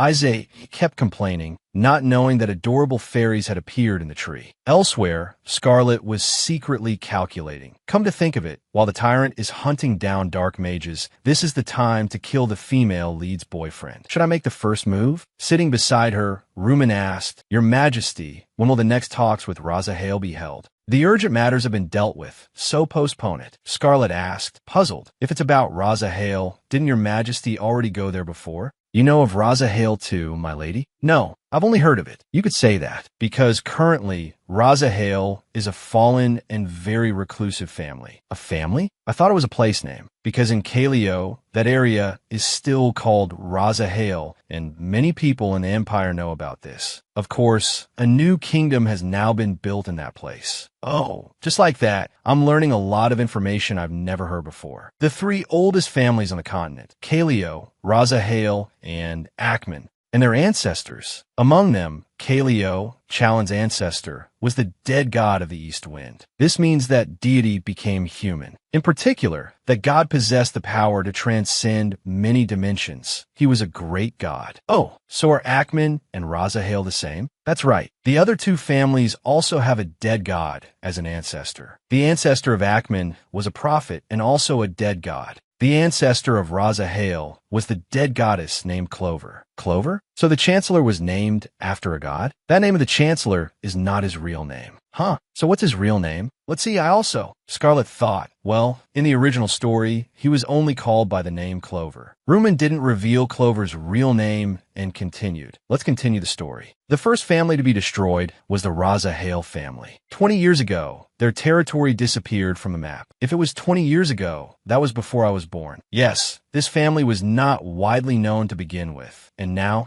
it's difficult for us to find the heir of this family, because the culprit was so cruel. Some people believe it was caused by dark mages. Is there any way to find the heir of Razahale? Rumen recalled the image of the people of Razahale. I'm not sure. If I had to say, it would probably be blonde hair and red eyes. That information isn't very helpful, is it? I have blonde hair and red eyes too. Suddenly, the carriage stopped. Chalan quickly stood up, stuck his head out, and asked, "What's wrong?" "Your Majesty, someone has fainted on the road, Your Majesty." Scarlet looked in Chalan's direction. "Your Majesty, is there a problem with the carriage? Why is there a child in a place like this?" Scarlet approached and called out, "Hey, little boy, are you okay? Are you still breathing?" The child's eyes widened as he looked at Scarlet. "It's just..." Suddenly, the child grabbed Scarlet's clothes and questioned her. "Could it be? Are you also a survivor?" Scarlet was confused. "A survivor?" "Little boy, first calm down. Where are your parents? Your name, what's your name?" The child let go of Scarlet and replied, "Moss Glamis." After saying that, the boy fainted again. "Glamis?" Chalan said. "It seems the boy's breathing has stabilized. You don't need to worry. He probably fainted from stress." Ah, yes. Scarlet thought to herself, blonde hair, red eyes, and that name. In the original story, is this the kid who made Chola grit her teeth and endure? Glamis. In the original story, he appeared as Chola's ex-lover and died at the hands of the Tyrant. So the relationship between the Tyrant and Chola began as one of revenge. Not long ago, I learned that Moss was destroyed. So there's still survivors? Huh, weren't you the one who did it? The culprit who destroyed them is the same as the one who brought down Razahale. Rumen spoke up. "Your Majesty, speaking of the fall of Moss is a bit. And besides, that kid is not a simple child." Scarlet turned and replied, "Yes. Moss is known to have only one son, and that son has a disease that prevents him from growing. A child like that could not have been born into a family that has already been destroyed. In other words, that kid is the descendant of Moss. He's also 20 years old this year, the same age as you. At that age, he could become the head of a family." After consideration, he decided to hand him over to the elders, because there's no time to protect anyone else in a place where someone who wants to kill me has appeared. At the ducal residence, Duke Akman angrily slammed the table. Slam! Damn it, Scarlet Akman. Where the hell did that brat hide it? The proof of the family head.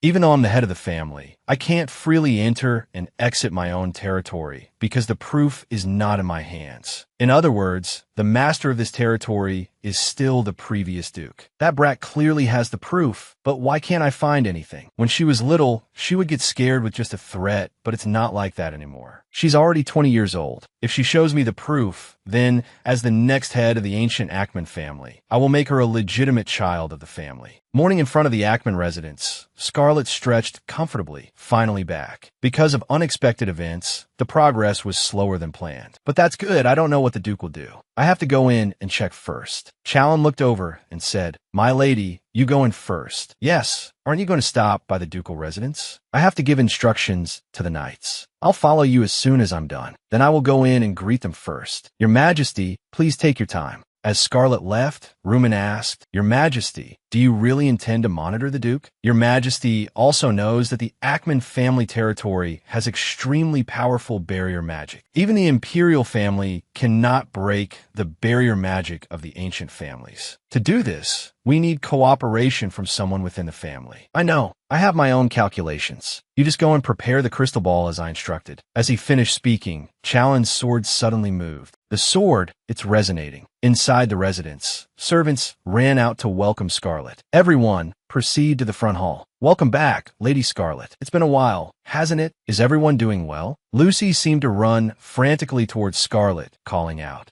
Lady Scarlet, Lucy, how have you been? What have you been doing while I was away? Weren't you bored? Yes, but there's something more important I want to tell you, my lady. Before Lucy could finish, Duke Ackman shouted loudly, Move! The butler tried to stop him. You can't do this, sir. There's a guest from the Imperial family outside. We must maintain our dignity, your grace. Let go of me. How dare a mere butler touch my body? Good heavens, why is he so aggressive? Duke Ackman, seething with killing intent, glared at Scarlet and strode quickly towards her. Scarlet only had time to ask, Wait, did I do something? All the servants could only bow their heads and stand in place, terrified. Duke Ackman walked quickly over and slapped Scarlet hard across the cheek. He hissed, Useless brat. Do you know how many times I've had to suffer because of a brat like you? The demonic beast forest or wherever. You shouldn't have come back at all. Don't get in my way. From upstairs, Isaiah tried to run down. No, father. Why would you do that? What did Scarlet do? Iz's body was covered in bruises. Chalen walked in, clenching his fists, and asked, I'm curious too. What on earth are you thinking? You dare to slap my fiancé right in front of my eyes?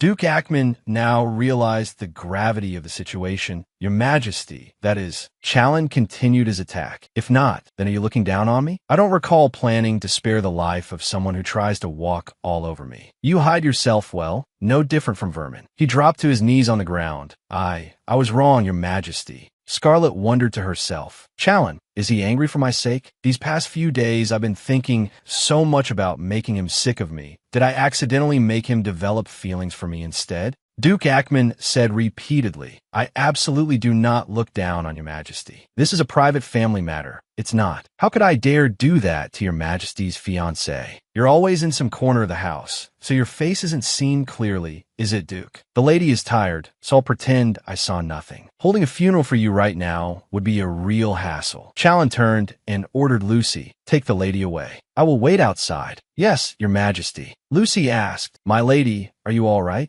Before the question was finished, Scarlet snorted with laughter. Look how scared you are, Duke. To be so frightened in front of those you look down on, it's truly shameful. Lady Scarlet. I'm sorry. Let's go upstairs. The servants of the Ackman household had a strangely pained look, and at the same time, there was also indignation, especially among those close to Scarlet. My lady, let me see your face. Is that so? By the way, Lucy, did you see the Duke's expression just now? His expression just now was as if he was about to cry. Lucy looked at the bruise on Scarlet's face with sorrow. The Duke hurting her like this, every time this scene happened, she herself would become extremely angry. Lucy, yes, I'm listening. During the trip, I bought a gift for you. A gift for me? I can't give it to you right now, but one day it will be useful to you. I also bought a famous dessert from the tourist spot. Let's eat it together. I don't quite understand, but thank you in advance, my lady. What's there to thank me for? Scarlet tried to ensure the safety of Lucy and Ilya. This was probably a good thing. That's right, because to Scarlet, she was an incredibly precious friend.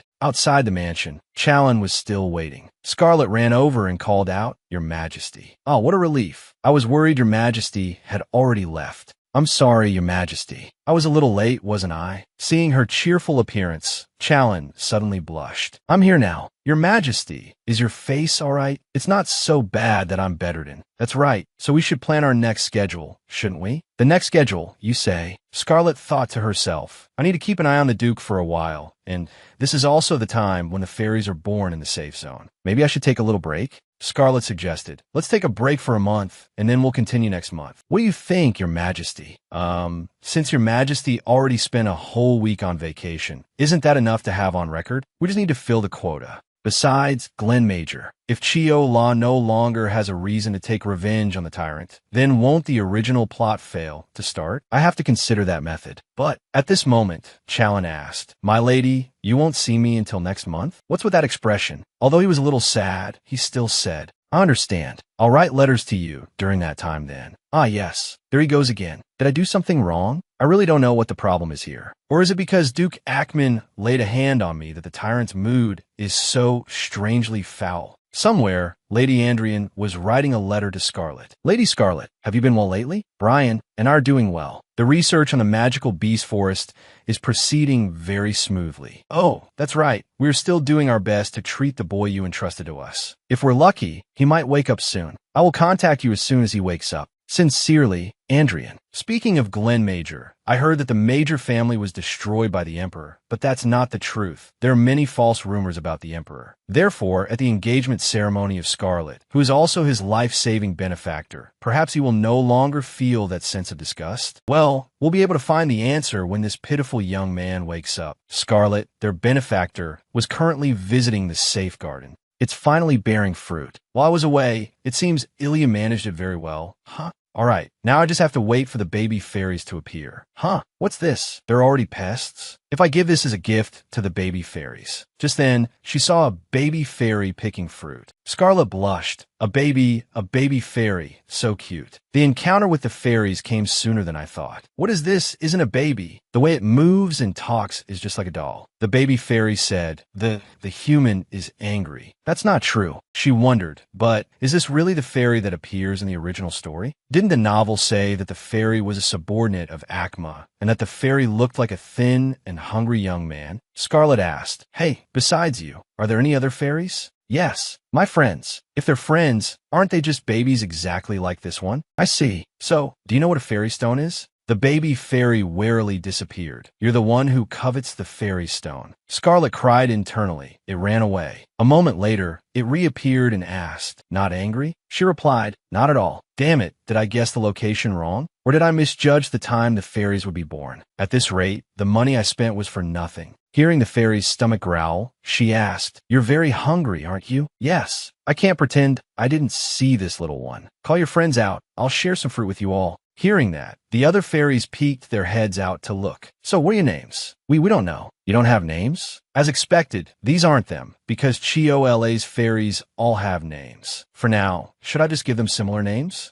Alright, then the blue-haired one, you're Geo, the red-haired one is B. And let's call the blonde one Nan. Nan. No, I'm Neriker. Well, that's fine too. It's not like these children did anything wrong. Hey, no fighting. There's plenty of fruit here, so just eat slowly. Scarlet thought to herself, when I go back to my hometown, even without the fairy stone, I can still live off the assets my mother left me. But when she opened the chest, she was horrified. What? The assets mother left behind have all been used up? How could this be? I was sure I had been saving it. You were saving that money? It's over, Lucy. At this rate, I'll become a beggar when I go back to my hometown. Yes. Until now, I've been completely reliant on the fairy stone. If that's the case, I have to find some way to earn money. Why is this room so stuffy? Scarlet went out to the balcony and saw that person is Lucy. Where's the Duchess coming back from? She probably just returned from attending an executive meeting. I guess the Duchess is so busy because she's about to open a new trade route. Before becoming the Duchess, she was a businesswoman. Wait a minute. How could I have forgotten this? Lucy, I'm going out for a bit. Where are you going, my lady? Where else? I have to go see the Duchess. To be honest, if my engagement to the Tyrant were to be broken, my dream of a free and easy life would come true. I was going to live comfortably on my remaining assets, but just because I believed in the magic stone, I spent all of my mother's fortune. Thinking back, I was so foolish. Now, there's only one option left. As mentioned before, Scarlet went to see Milia Ackman. She frowned and asked, "So, you've come to find me?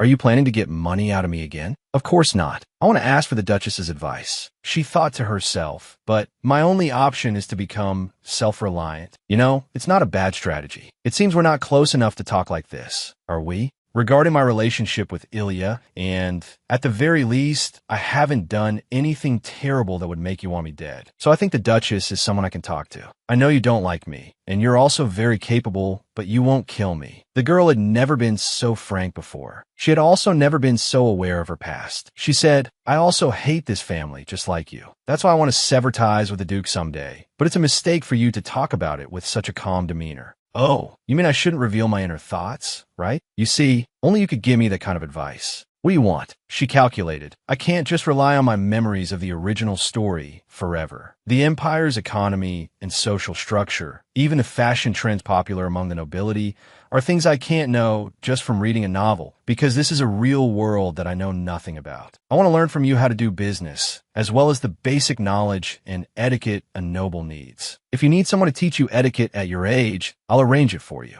Not that basic etiquette. I mean the noble qualities of the Duchess. You despise despicable actions and get angry at direct violence. What else was there? Anyway, I want to learn practical things like that. So, please teach me how to survive even if I'm all alone. Of course, I also want to learn more about business. I know I come from a noble background and live in a powerful family. But even as a member of the powerful Ackman family, I still want to strengthen my own position. So you want to build and create your own life for yourself, is that right? How ridiculous. If you understood what I could teach, you would have done it long ago. I've had enough. There's no need to say anything more. I'll be leaving. Please wait a moment. If my actions frustrate and anger you, then please go ahead and scold me. You can do that. Whether you believe it or not, I still think you are a wonderful person. But our relationship is a bit complicated. If you would just respect me as a person, and if your advice is effective, then I will follow it. And I hope you will stop getting angry at me for no reason. In truth, the person you want to be angry at isn't me, is it? It's Duke Ackman. Just as I thought, the Duchess truly hates her husband to the bone.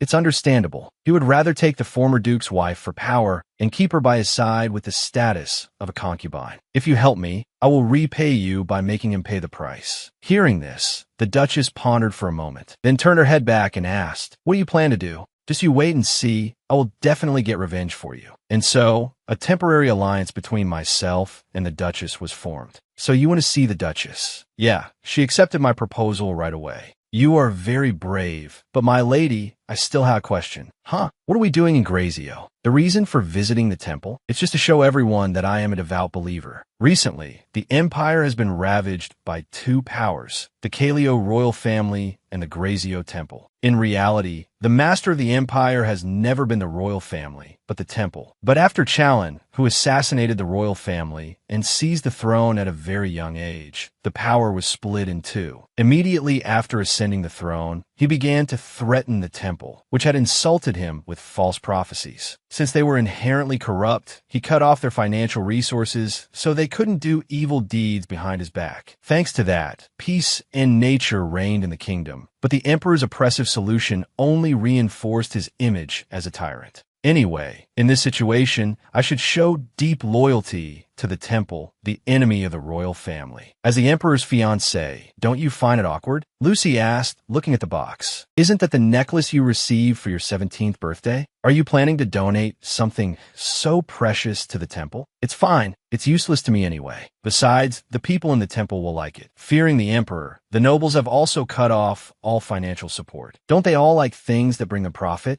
Even though I don't like this temple either. But if I want to break off the engagement, this is not the time to consider good or bad. Inside the temple is an honor for Grazio. May the light of his grace be upon you. The faithful welcome you both. Scarlet, in an excited mode, said, Hallelujah. Lucy, standing behind, was stunned and whispered, Amen, my lady. Well, my lady, let me lead you to the prayer room. No, please take me to the chapel instead of the prayer room. Looking at the box in Scarlet's hand, he said, Well, the young lady has come to share the blessings of the Lord. See, what did I say? They will surely like it so much their eyes will pop. I'm sorry, I didn't know. Please wait a moment. I will check and be right back. Yes, thank you. This is the center of the temple. The high priest would preach the words of the gods and publicly receive visitors from all over. This is a multi-purpose room for holding ceremonies. Donations from the nobility are also made here. Because the surrounding space is spacious and airy, it is an ideal place for them to show off their piety, as if to say, I donated this much. A moment later, someone came out and said, Hello, my lady. Welcome, my lady, to Grazio. She thought to herself, so, money can make it this easy to meet the high priest. Well, all right, I heard that you came here to make a donation to the temple. You can place your donated items in this chest. Scarlet was secretly surprised. It's empty. Is a prayer necessary?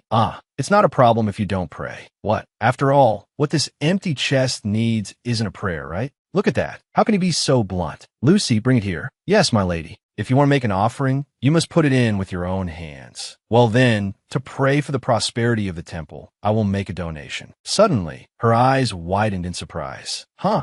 The image of a black hyena. Seeing Scarlet frozen, Lucy called out, "My lady, what's wrong?" I just remembered something. How strange. Isn't that pattern too obvious? Are you all right? No, even if you see it, you wouldn't know. The identifying mark of the dark mages, the symbol of the Rikis constellation. But why is the mark of a black sorcerer in the temple's chest? The high priest urged. My lady, what's wrong? Don't hesitate. Make the donation quickly. Scarlet snatched the necklace back. Hold on. Wait a minute. Scarlet thought to herself. Things are complicated enough already. I don't want to get involved with dark mages. Scarlet gave an order to the high priest's bewilderment. Lucy, pack up. We're going back to the carriage. The high priest asked, My lady, no, Princess Ackman. You came all this way just to turn back. What a pity. Lord Grazio here couldn't change my materialistic heart. So it's a pity, but what can be done? It's fate. I have an appointment, so I must go. Where are you going, my lady? You must share in Grazio's prosperity with us. In a nearby place in the temple. No way. Why? This is outrageous. Are you planning to cut the supply of relief food funds?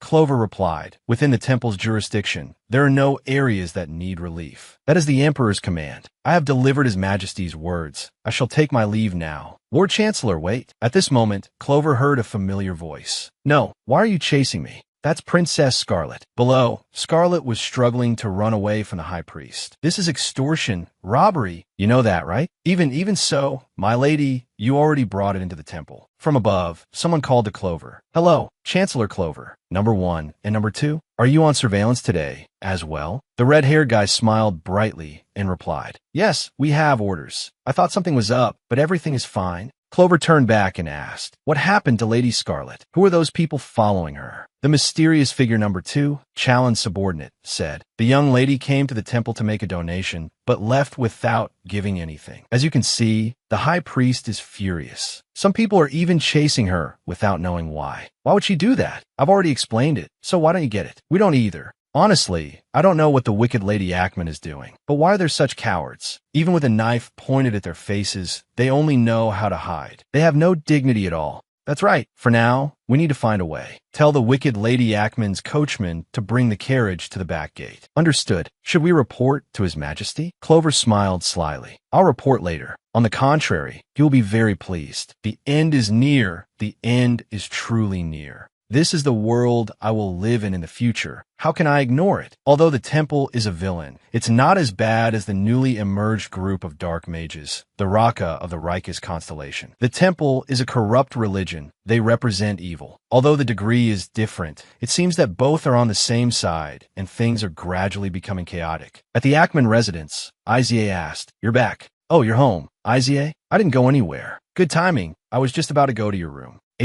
A letter just arrived for you from the palace. A letter? When? The next official schedule is still a long way off. Just a little while ago. Here, take it. When he was about to leave the residence, he acted as if he wouldn't be in touch for a while. What's going on? After reading a passage, she exclaimed, What is this? Why has the tone become so gentle? So, I'm very much looking forward to the next schedule. By Challen, in a sweeter tone than ever before, to the point of being a little creepy. What else? He wants to meet earlier than the official schedule. Why? Izier asked curiously. What's wrong? What happened? Wait a minute. Let me finish reading. At this moment, Izier sensed someone approaching and turned around. Oh, Mother, you're back. She asked, Why are you two still here at this hour? I had something to give to Scarlet. I see. Mother must be surprised that we're closer than she thought. It's true. From the outside, Scarlet and Izier seem closer now. Maybe I should tease her a bit. Scarlet took Iz's arm. Mother, haven't you been working hard until now? Now that we've greeted you, we'll be going to my room first. We have some private matters to discuss. Let's go, Izier. Okay. The lady froze. What is this? Inside the room, Izier held the letter and asked, Is this a letter from the Emperor? Yes. Although I don't know what caused his mood to change. For someone engaged like you, isn't this something to be happy about? Why the long face? You don't need to know. He must have heard about the commotion I caused at the temple. But instead of being ashamed, why is he gentler than before? I can't understand what that tyrant is thinking anymore. I didn't expect to see him again so soon. What should I do this time we meet? Anyway, the tone of this letter is strange. It doesn't match his face. Scarlet looked up and asked, "His face?" "Yes, his face. It looks as cold as ice." "Don't tell me you like that type." Scarlet lunged over and grabbed Iz's face, making him break out in a cold sweat. "What is this? Why all of a sudden? Sit still." "Hey, Iza, in your opinion, am I beautiful?" Iza froze for 2 seconds, then pushed Scarlet away, saying, "What nonsense is this? So creepy. Let go of me. Did you just recover from being sick and you're still not all there?" "No, that's not it. You know it too. I'm not that kind of obedient person. But read this letter. Why is His Majesty being so sweet? Now, it's undeniable. It's all thanks to this outstanding appearance. But I can't ruin this perfect face. What should I do?" Eyes spun around by her words, quickly stood up. "I'm going to bed. Now? It's still early. Stop being so narcissistic and go to bed too." "Idiot." Scarlet was confused. Why did he get so angry? Although the chances are low, with caution, you can still catch the mouse. If the tyrant won't easily break off the engagement just because of my beauty, then the only way is to shatter his final illusion. With this face, time passed, and the day of the official schedule arrived. Now, everyone, pay attention. This afternoon, I will meet His Highness at the palace. I'm sure you all understand how important this day is for someone like me who is engaged. So let's hurry. Suddenly Scarlet asked a maid, "Who are you? Why haven't I seen you before?" "I'm Nancy, my lady. I've been working at this residence for about a year." "Oh my, I'm sorry, my apologies. Anyway, make me look very beautiful today." "I'll do my best." Seeing her narcissism, the maids were dumbfounded. "You don't really need to try that hard. Because I'm already beautiful. I will do my best." She calculated silently. The goal is to create the most dramatic effect possible. Do something beautiful and then ruin it miserably so that the illusions about me will be shattered. "Lady Scarlet, which dress would you like to wear?" Let's see. Is the blue dress we bought the other day okay?" "It's a bit hot today." "Well, that's fine. I won't be moving much anyway. But velvet material in this weather is a bit." "Excuse me, Lady Scarlet. How about this one?" Scarlet held the dress thoughtfully. Nancy panicked seeing that. "Ah, this is the dress you intended to throw away. I fixed it myself. I thought if I made it a bit more elaborate, it would suit you better. Although it's not as beautiful as the ones from the tailor shop, at least regarding the sewing." Scarlet interrupted. "You said your name is Nancy, right? I really like this dress. Why did it take until now for me to know I had a maid with such an eye for fashion by my side? Next time, go shopping with me, Nancy." "Okay." Seeing this, Lucy also relaxed her facial muscles and let out a sigh of relief. "Yes, of course, my lady. All right, let's get ready then." The Chalon Palace she was invited to was so vast and beautiful it felt like a miniature city. The main square was picturesque with colorful fountains. Scarlet was waiting when Chalon appeared and said, "I made you wait again this time. Have you been waiting long?" "No, I was busy admiring the flower garden, so I didn't notice the time passing." "Have you finished your work for today?" It's mostly done." "So what are we doing today?" "Wait, what is that smell? There's a smell of iron somewhere here. How long are you going to stand there dazed? Come here. I asked the baker to make pastries for you. Come on, hurry over." "Yes, Your Majesty." Their hands touched. Scarlet looked at them thinking, am I mistaken? It's true I haven't been sleeping well lately. No, there really is a smell. It's not the metallic smell of iron, but Scarlet asked, "Your Majesty, are you injured?" Chalon looked at her and asked, "What?" Scarlet stood on tiptoes, leaned closer, and said, "I smell blood on you, Your Majesty." Early that morning, the sound of swords rang out in the Emperor's room. A total of 4 assassins attacked while he was sleeping. Thought to be the best, yet they died without making a sound in just a few seconds. After killing all the assassins, he said, "Why did it have to be today, of all days?" That's right, today is the day I meet that interesting young lady. But I ended up killing assassins from Pan, an organization so terrifying they even utilize the corpses of assassins. Before my eyes is the result of cooperation between that place and the temple. How despicable, but no matter what, it couldn't be avoided. I actually used divine power. Scarlet asked worriedly, "Can you tell me?" "This is clearly the smell of blood." Chalon pondered for a moment, then asked, "So what?" "So, my lady?" Scarlet was stunned for a moment, then hurriedly said, "Look, you're injured. Don't tell me. You're injured but still here because you have an appointment with me? What about the infirmary? If you haven't gone yet, let me tell them you are injured. Are you worried about me?" "Yes, of course. What else would it be? What I want is to break the engagement, not Chalon's death. Just how were you injured for the smell of blood to be so strong?" But what he wanted was the opposite of Scarlet. It's not the smell of my blood. However, seeing you so worried, I regret that it isn't my blood. Scarlet pouted. If that's the case, you should have told me beforehand. I worried for nothing, without realizing when the relationship between the two had become this close. Challen smirked. My lady, where are you going? You don't need to follow me. I will get lost. And I prioritized dessert over walking. As a result, Scarlet quickly sat down at the dining table. Challen glanced at her and spoke. So, aren't you? Not going to ask what happened? Is it necessary? This morning, assassins from Pan tried to kill me, and there were 4 of them too. That's more than usual. Is that so? Being in such a high position, it must be hard on you. What is it? Why are you making that face? Did I say something wrong? But indeed, the fact that they are Pan's people is concerning. The last time we met, I was truly scared. But to you, your majesty, they are not worthy opponents. I'll stop eating now. You should eat more. No thanks, I'm full too. This awkward atmosphere, it's best not to let it go further. Didn't you have something you wanted to show me today? That's right. Yes, there is indeed something I want to show you. Scarlet told herself, focus. Because of the smell of blood, I almost forgot. This is better actually. Your expression hasn't been very good since earlier. The only way to break the remaining illusions and help your mood improve is the thing I spent 3 days and nights practicing diligently. Scarlet bowed her head and said, Your Majesty, please watch closely. Then she put 2 fingers into her mouth, then looked up and snorted, making Challen stare in surprise. It is making a clown face like this. And this is a pig. My lady, what are you doing? Scarlet froze, thinking, turns out this is more embarrassing than I thought. Look, you don't seem happy. Meanwhile, in another place, Gar number 1 clutched his stomach laughing. Ta ha ha. Seriously, every time I see the evil princess, it feels fresh. I wonder what the young lady was thinking to do such things in front of his majesty. Gar number 2 suppressed his laughter and reminded, stop laughing. That lady is his majesty's fiancée. What? Number 2, don't you also find this very funny? At this moment, the door opened. Number 1 stopped laughing.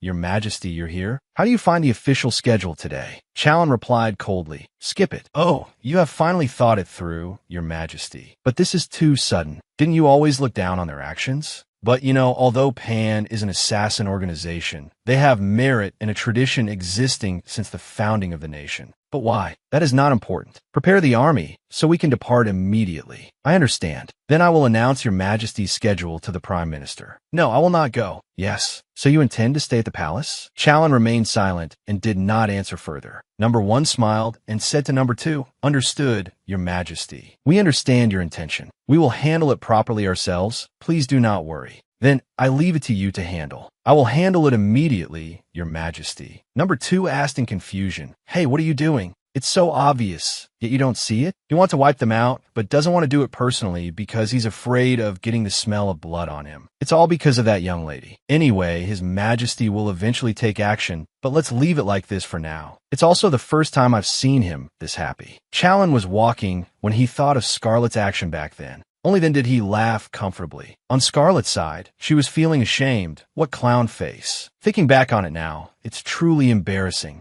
But it seemed to have an effect on Challen, right? Since neither of us said a word until we parted ways. That makes sense with this beautiful face making such a shameful expression. Truly unexpected.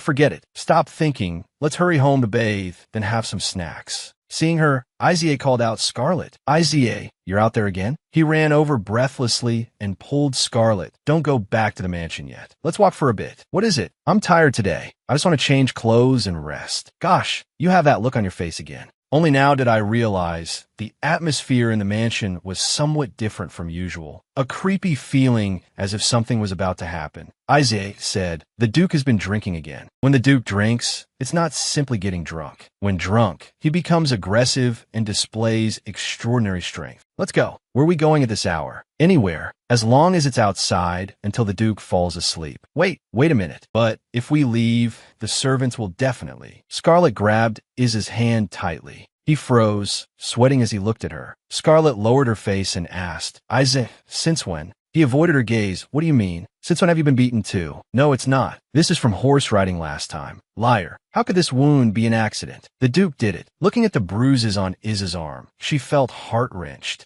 The injury is this severe, yet I only discovered it now. That's right, because I didn't want to get involved with this family, only thinking about escaping, so I found out late. Suddenly, Scarlett's memories came flooding back. The things the Duke said to Scarlett when he was drunk. You are a lowly thing, unloved by your mother. You should have lived as if you were dead. What are you still trying for? A thing considered to have never existed. You will be imprisoned in this mansion forever. And then he drank it, the substance contained in the blue bottle with the symbol of the constellation Ricos. Then he brutally beat little Scarlett. Remembering those things, Scarlett said, I can't take it anymore. What? What did you say? I'm going to see the Duke. I've also reached the limit of tolerating his drunkenness. What do you plan to do there now? Hey, Scarlett. Inside the mansion, the butler's glasses were cracked again. Scarlett walked in and said, Butler, I need to see the Duke right now. The butler stopped her. My lady, I am very sorry. He's probably drunk again. It's fine, move aside. Scarlett walked to the door when she heard voices inside the room. Is the sacrifice ready yet? Scarlett froze. Whose voice is that?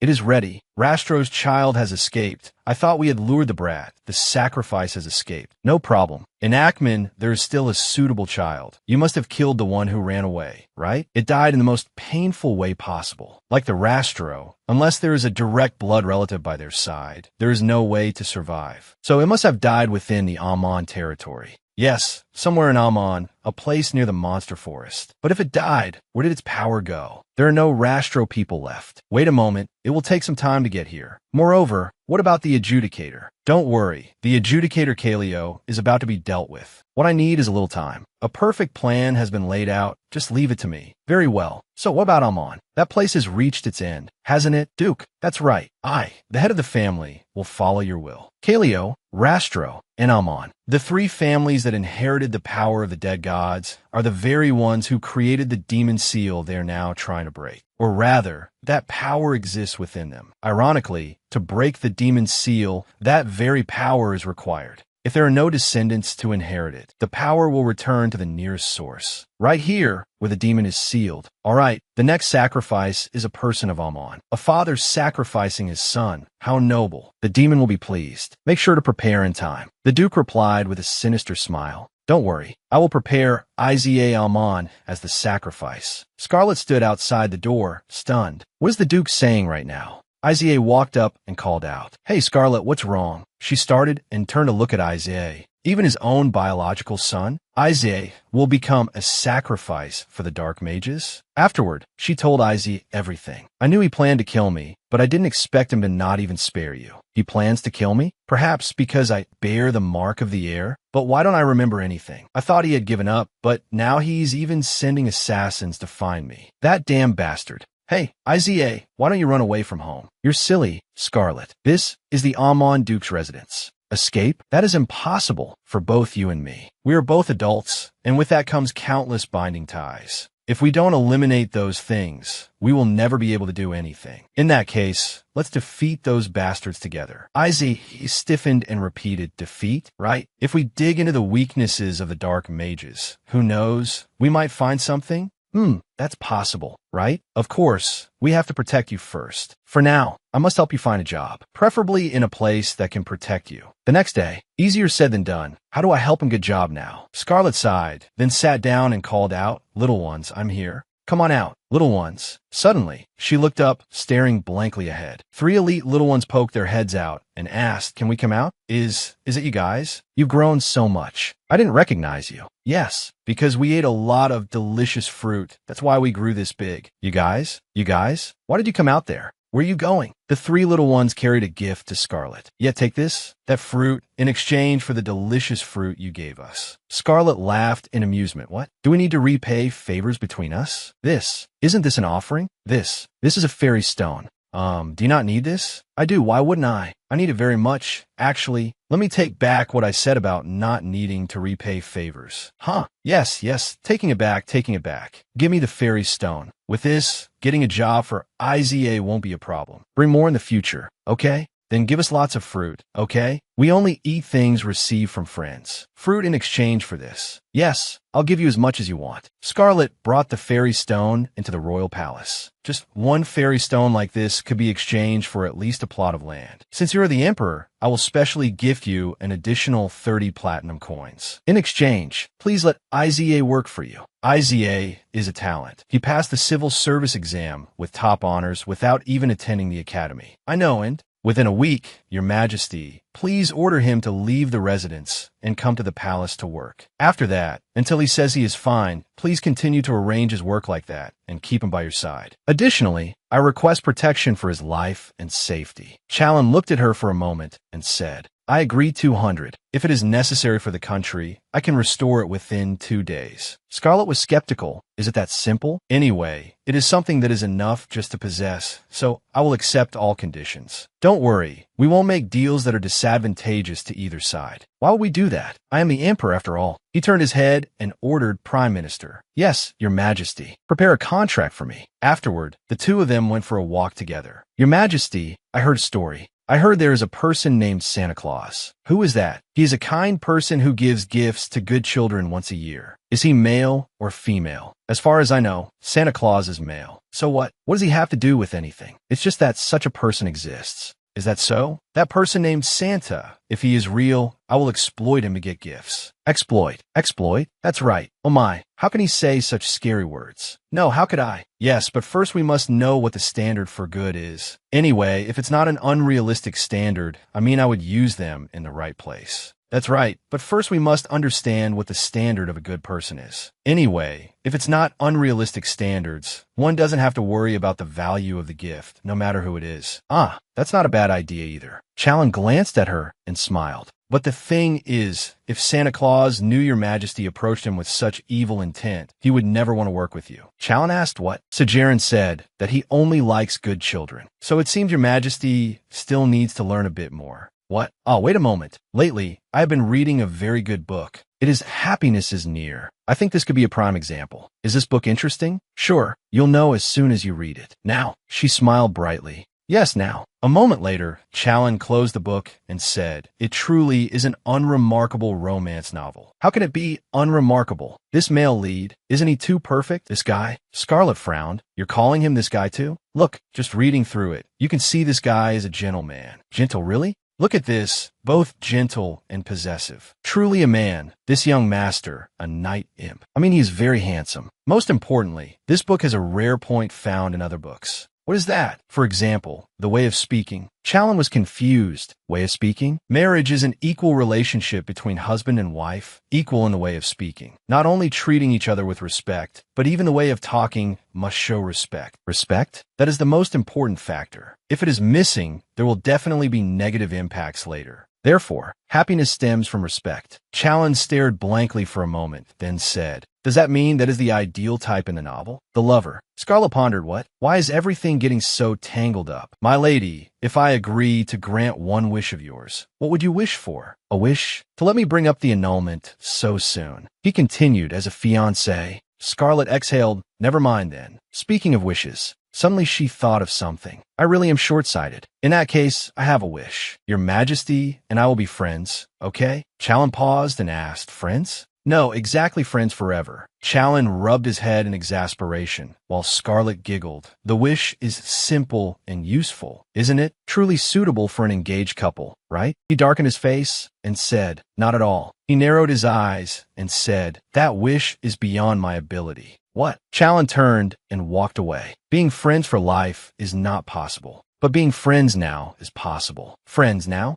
Yes, that's right. And so we became friends now. Returning to the mansion, Scarlet told Iza. Really? Really? His Majesty said so. Starting tomorrow, you will work under the Prime Minister. Grandmother. Saying this, she paused. Brother, Iza. What is it? No, it's just about becoming the Duke. As well as getting the council's approval, it certainly won't be easy. Now it seems we have to worry about more than just one or two things. Huh, why? Those old men aren't ordinary. They nitpick everything, and in special situations, they might be even stricter. You didn't even graduate from any academy. That alone is enough to deduct points. Moreover, you are His Majesty's fiancé. At least His Majesty treats us well. It's not certain the elders will be the same." She laughed and said, "That is true. It doesn't matter. We have to try to know, right?" That night, Scarlet stood outside, secretly listening to the conversation inside the Duke's room. The prey has fallen into Kalio's hands. That person has become a henchman under the Emperor. Shut up. Someone like you truly has no capability, only knowing how to enjoy vanity. You can't even handle a small matter. Kalio, do you intend to interfere to the end? Scarlet stood outside, thinking to herself. As expected, he is communicating with dark mages. Scarlet Ackman is still just an eccentric, obedient young lady, abused by her father and sold as a fiancée to a tyrant. There is something wrong with Challen. Inside, the story continued. He is my prey. Put that matter aside for now. Right? We can't kill him right away. Then what should we do? We need a scapegoat.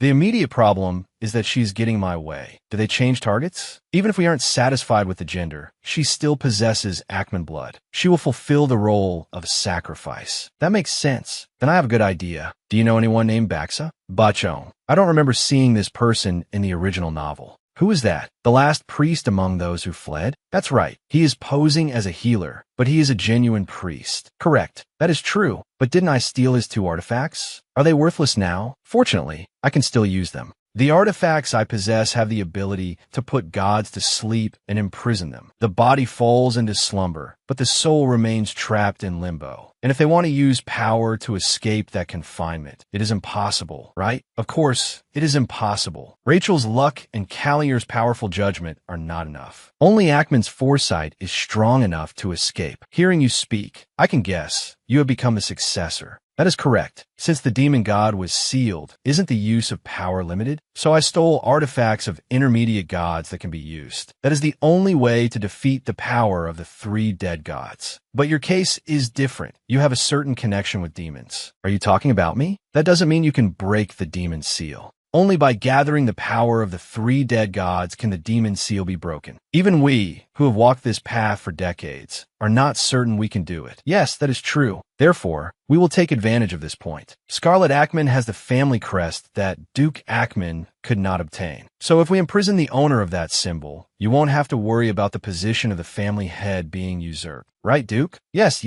that is correct. A box will be delivered to the mansion. Inside the box is a book created by Baxa to store the god's artifacts. When Baxa comes to the mansion to retrieve the book, just open the door. However, you must seize the moment he touches that book. You must knock him out and lock him in Scarlet Ackman's room. This shouldn't be difficult for you, right, Duke? As long as I can monopolize this position. Yes, of course. Please do not worry, sir. I will definitely succeed this time. You must succeed. But may I ask you one question? What is it? What exactly is the book Baxa created? How will locking Scarlet up with that thing work? An interesting question. The book Baxa created has a different time axis inside and outside. It is a space where humans cannot die and life repeats itself. 1 year in there is equal to only a week passing here. Therefore, Scarlet Ackman will live in there forever and go mad. Scarlet Ackman will never wake up again unless there is a miracle. Callier, Rachel, Ackman. The 2 families cannot possess the power of 2 gods unless they bear children for each other, become soulmates, or get engaged with a signed magical contract. Will such unrealistic things happen? To possess the power of the gods, one must die and be reborn once.